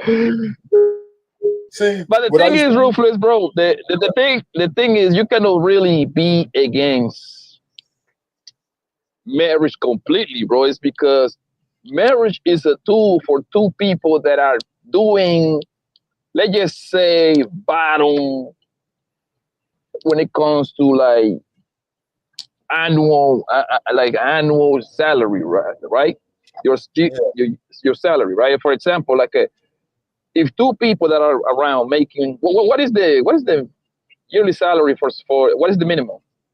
So about 45, 48K, depending on what state. Perfect. So in Cali, 50. Okay, let's use 50 as a bottom line. Yeah. If 250, one motherfucker making 50, he work at Costco. And the bitch bringing, because I think females get paid less. I'm going to assume that. Men usually when I get paid more. And let's say the woman bringing home around 40. You know what I mean? That's 90. If then two people get together, right? And they can some way, somehow put up 5 to 7 years in a row, bro. No kids, cause then the bitch get on birth control so she don't get pregnant. Bro, you know how fast those two motherfuckers can come up? You multiply now, and that's 90,000. Let's say their salary do not go up at all in 5 years. That's worst case scenario, right? 9 times 5, that's 450 bands in the 5 year span. You know how fast 5 years pass, bro? Yeah. 5 years pass super fast. You see what I'm saying? So marriage is still a tool for two people that if they are on their own, they're gonna be able to afford too many things. But if they get together, you know what I mean? They still fuck, don't bring no kids, and keep their costs to literally a minimum. My nigga, you can do some damage in 5 years, bro. You can put 200,000 to work, my nigga. 200,000 into something, bro. It's gonna take you somewhere. So, okay, let me help you out, Poppy, because you're not wrong. But let me add a little something to that. Let me make this clear.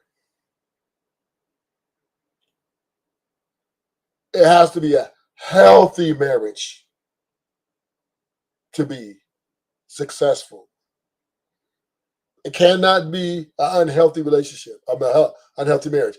I agree with you that two heads are better than one. A couple saving their money is much more faster way to success by any stretch of the fucking imagination. And I wish the women would get this. I wish the women would understand this. It's better to find someone so we can build with each other, because it's more easier to save up our money. It makes it a lot more easier to get to our goals. But the problem is the women aren't believing it. And this is why they're leaving the man they picked. Because she thinks he's holding her back. Or that new nigga is blowing her back out. Or social media tells her she deserves better. Women are delusional.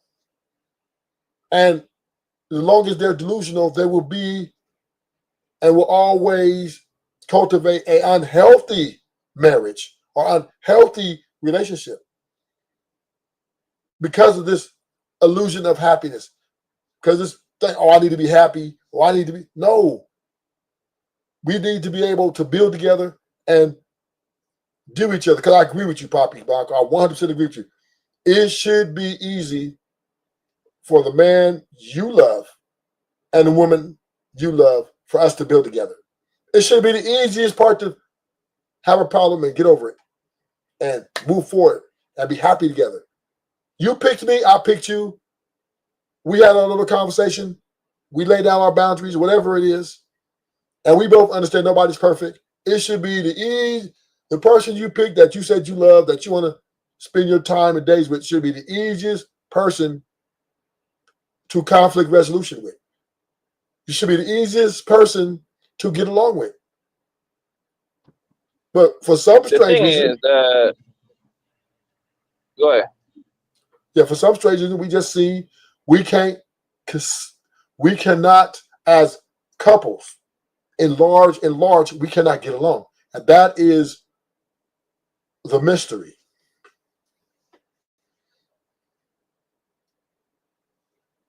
That is the mystery.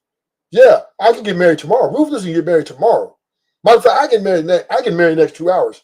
I can shotgun it. That's not a problem. But to sustain a healthy marriage is what Rufus would want to do. Ain't no way I'm just marrying to divorce. That's stupid. That's stupid. Who marries to divorce? So that's why I'm in my mind. Why would I marry 500,000 people? Yeah.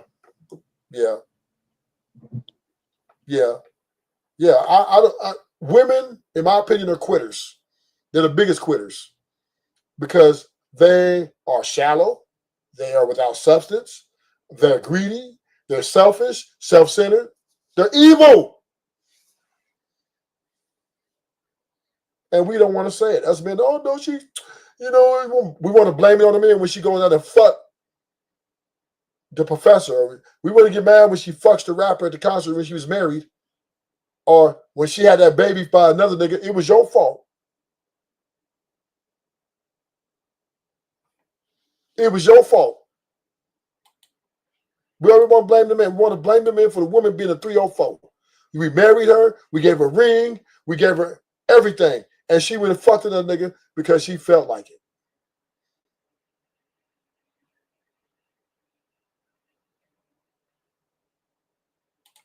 And you niggas and women want to blame the man. It's always the man's fault for the woman being reckless. We always want to say he should have been better. He should have did better. How can she do better? Why cannot the woman be better? She's grown.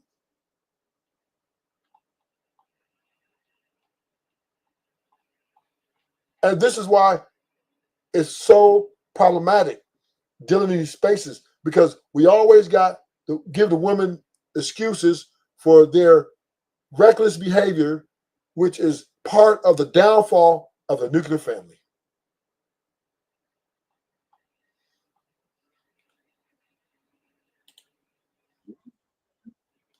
So, we're finna go into it. I got another video for us. We're gonna get this baby popping. Because this is why Rufus is anti-marriage. They're like, Rufus, why are you so tough on marriage? Because a woman is not a safe bet. She's not a safe bet. Hey, I'm into safe investments. I'm not into reckless investments. Took her to the doctor's appointments. In fact, this is a family portrait they took when they were a happy family. Look at that. Look at this. This boy looks just like this man. And now you want to sit here and say he's not yours 3 years later? I can't do this by myself. So, you know what he says? What? What do you say, Mark? This is what he said, Allegra. And I'm not kidding you. This is what he told my producers. What? He says the first time he was with you, and you sat in his lap, and he felt your tummy. He felt you were pregnant. But whatever, I got 5 kids. I look good. Of course I'm going to have a tummy. Look at me. Look at me. I'm fine. Okay? Whatever. Here's the sad news. I saw that family picture we just showed. Yeah.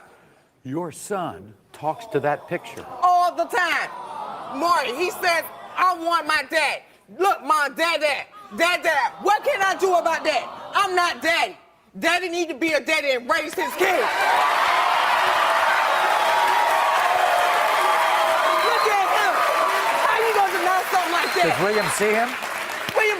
William stays in another state with another daggone girlfriend. But you know what? Oh, baby, you will be paying child support. Can I get my money? Can I get my money? Now, Allegra, here's the other side of it. You've been thrown out of your home. Oh, Maury, let me tell you, that is not even a half of it. We've been homeless for his birthday. We had to beg people, baby, a dollar balloon and dollar toys. My son didn't even have a cake for his birthday this year. And that hurts because I'm not the one that laid down by myself to have him.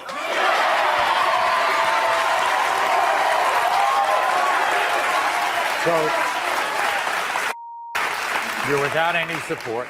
I understand you want to be a hairdresser, right? Yes, You want to be a hairdresser. You love to do hair. Yes. But you don't have a license, right? No license. I can't do it when I don't have to take care of him all the time. Okay, I can't even go to school. Okay, I'll tell you what I'm going to do. We'll send you to school. Thank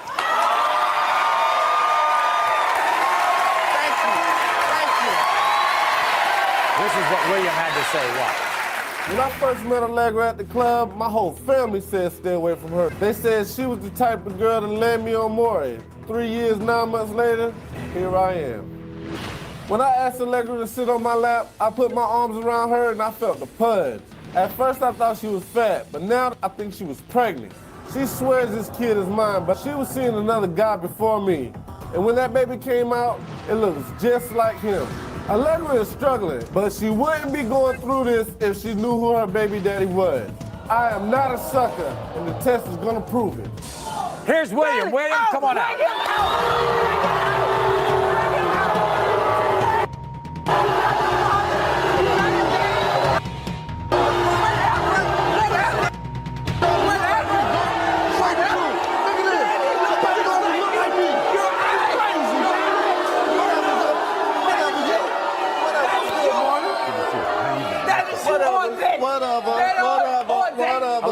Okay, William, okay.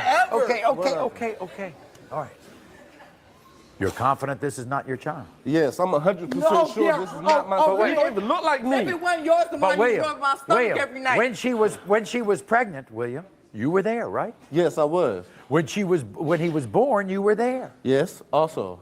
So what happened? My name not even on the birth certificate. Because you're sorry, deadbeat. Why would I put your name on the birth certificate? Whatever, man. You trying to play me out. You know I was there.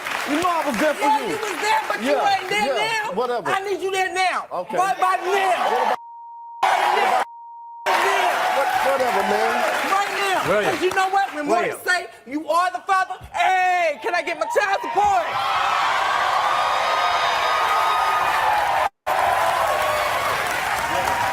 William, you think she was pregnant when you met her? Yeah, because Maury, when I did the due, the baby's supposed to have been due in October, the same as my birthday. Why is his birthday in October?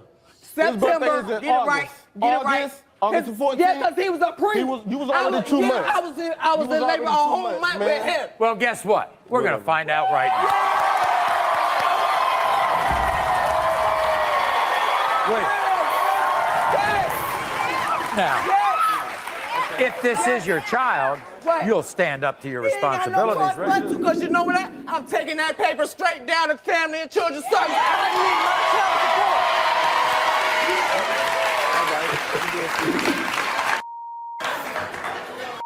In the case of 3-year-old Jeremiah, William, you are not.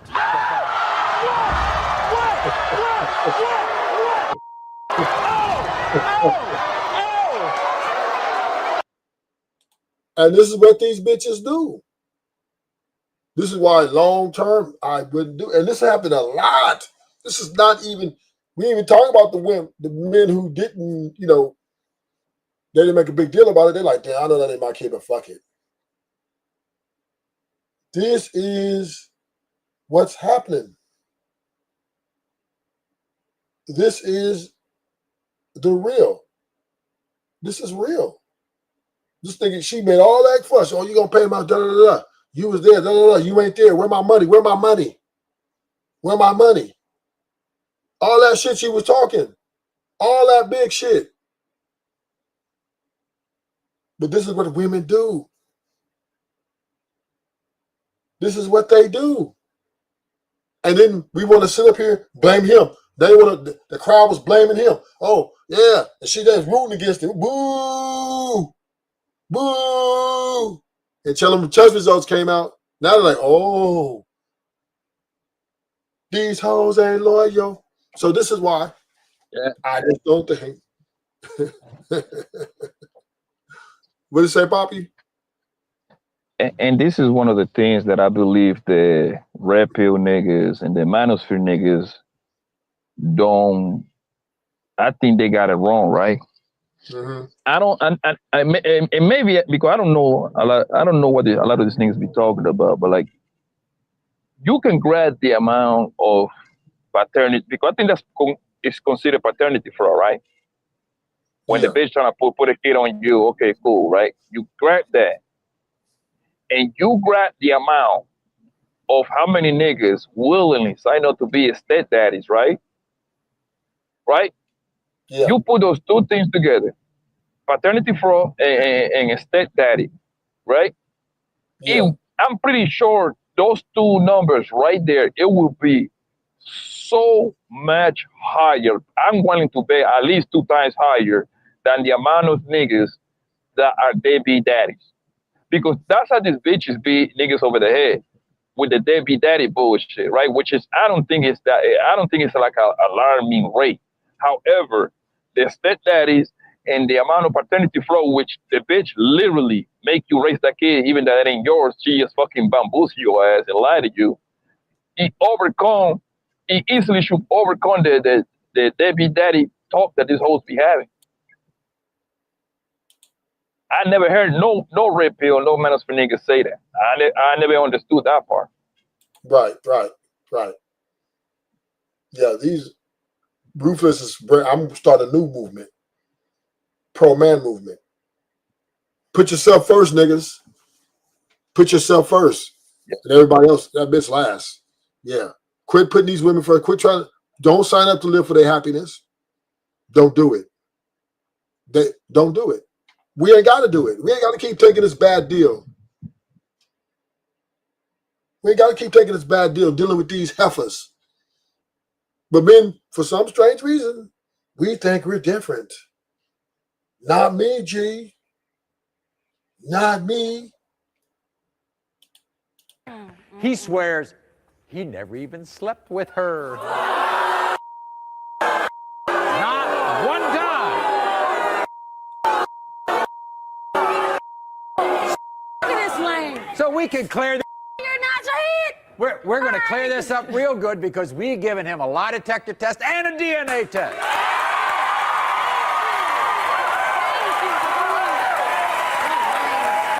You're going to take care of my son. I'll take care of mine, not yours. I'm standing on it. Wait a second. Here's the thing. He doesn't come over to see your son, does he? He don't come up see my son. That's exactly what he do. He ride past my house and I stop him. Yeah. In that Crown Vic with them rims on it. Oh, was that right? Them rims on it.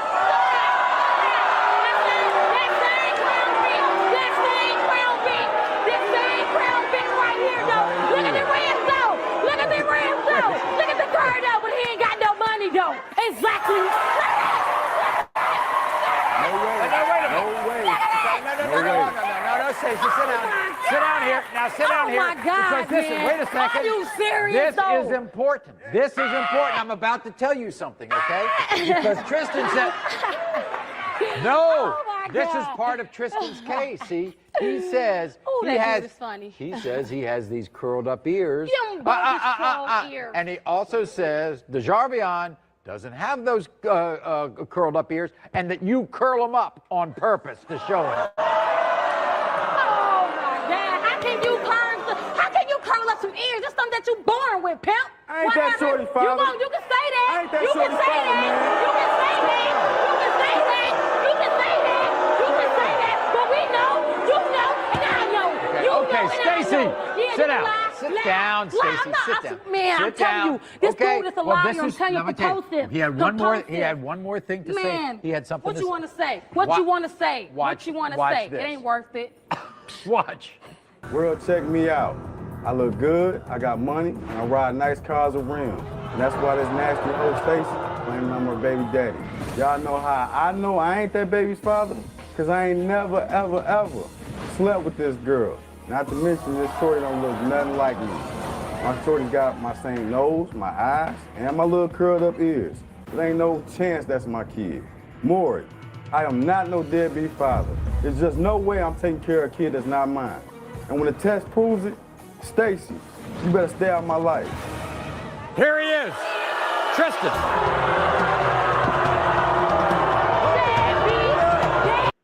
But you see how quick the crowd of men and women take this bitch side. Because they ain't even seen the test results yet. But this America, this believe all women is a cancer. It is it's reckless. And they're booing him, and they don't even know for sure if she's telling the truth or not. And this is the way this country operates on, right? A lot of people,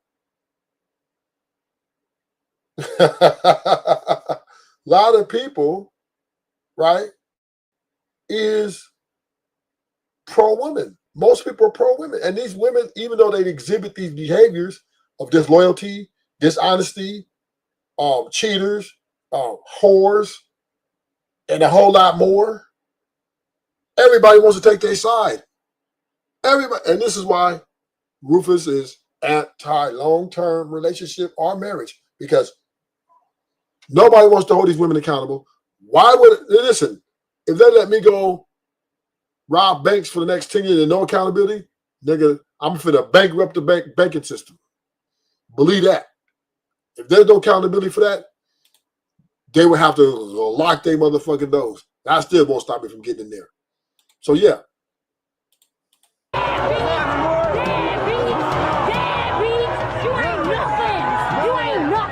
Sit your chair up there, because that's exactly where you're going to run to when this potato test come back into yours. You're going to run that way, and I'm right behind you. I'm running right behind you. I'm right behind you. See the picture, man. Look at the picture. Does that look like you? This don't look nothing like me, Does man. that look like you? Nothing like me. Nothing. Nothing like me. Come on, man. That's how y'all feel. He the daddy right there. My man's right there. Say he the But daddy. I know you don't. I don't even know you. But I know you don't. What's happening? What's happening? What's happening? Sit down. What's happening? Tristan, sit down. What's happening? Okay, Ain't no nothing. Tristan. Nothing. Hey, shut up. No, you shut up. You gave you time to talk. Let me talk. You all know, you admit you've known her a long time, right? Yeah, I've known her for a minute. Right. Now you want to go there? I understand why, though. I understand why. You never slept with me, though? Never. You never slept with me, though? Never. Never. Never. Hey, shut up. I seen this girl. No. I seen this girl. I seen her from the hood, man. I seen her from the hood. I'm going to turn my chair around. I seen her from the hood. You see me from the hood? No,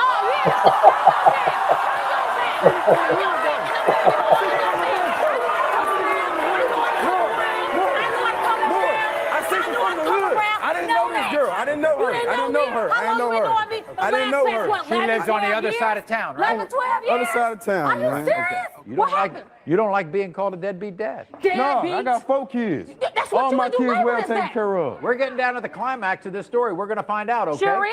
Sure is. Sure is.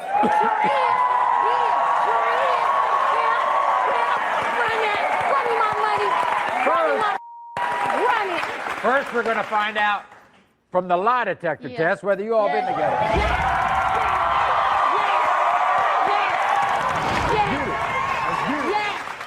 Tristan, we asked you, have you had sexual contact with Stacy? You said no. The lie detector test determined that was a lie.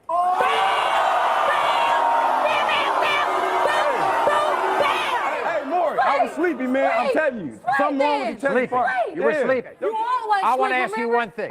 If you are the father of this child, you will take care of this child, won't you? Yeah, like I do all my I'm kids. dropping them off in front of your house, goddamn. We're going to be right there. We're going to be on the front. You'll enter the front. We're going to go to the back. And you know I know what kind of car you drive, so I'm going to stand there until you come out.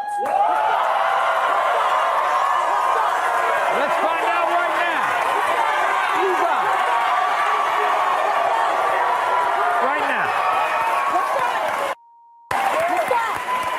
case of 2-year-old Darjavion. Tristan, you are not the father.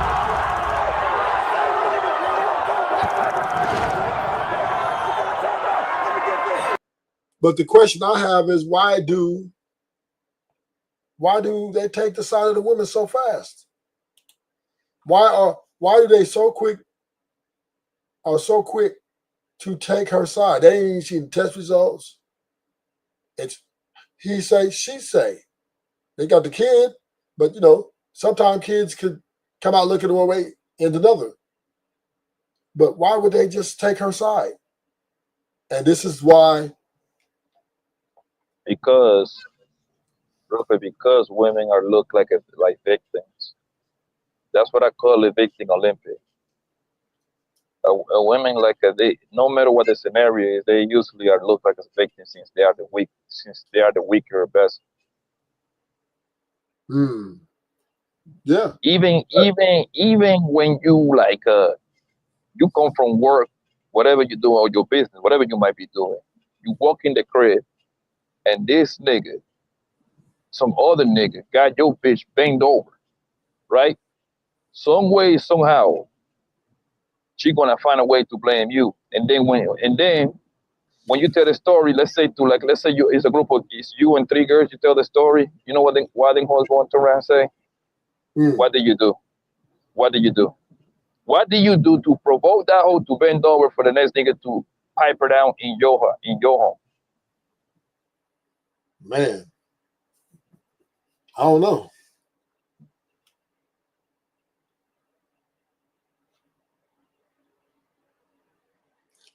These women are terrorists. Do not attach yourself to these women. Don't do it. Don't do it. I'm warning you men. Remember, this shows I'm showing you guys were 20 years ago.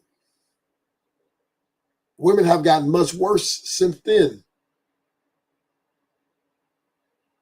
And if you guys continue to take this bad deal to these heifers, and you see how these women are, they're willing to throw you under the bus to try to hide their hoism and to hide their inconsistencies. Their hoism.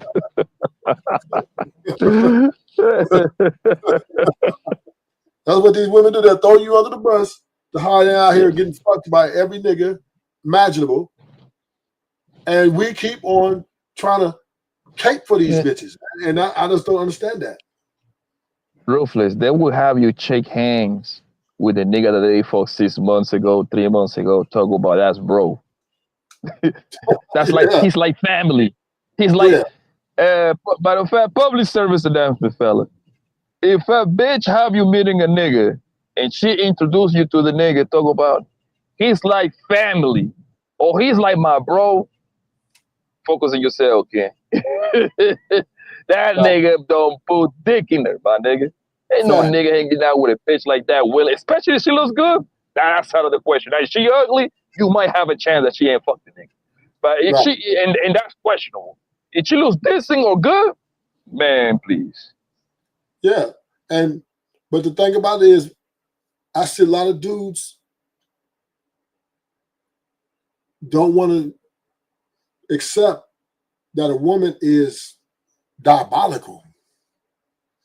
These women. Rufus, can I tell you a story real quick? What happened one time? I had a bitch. This happened to me twice. Bitches that I fuck in the past, these whole had the audacity to invite me to their goddamn baby showers, bro. And I was like, hold on, your nigga gonna be there, your new nigga. Like, bitch, I nodded in your face. I literally nodded in your face. Okay, so why you still at homie? I'm like, yo, I'm good. Yeah, I'm good. These hoes is bald, my nigga. These hoes is bald like that, bro.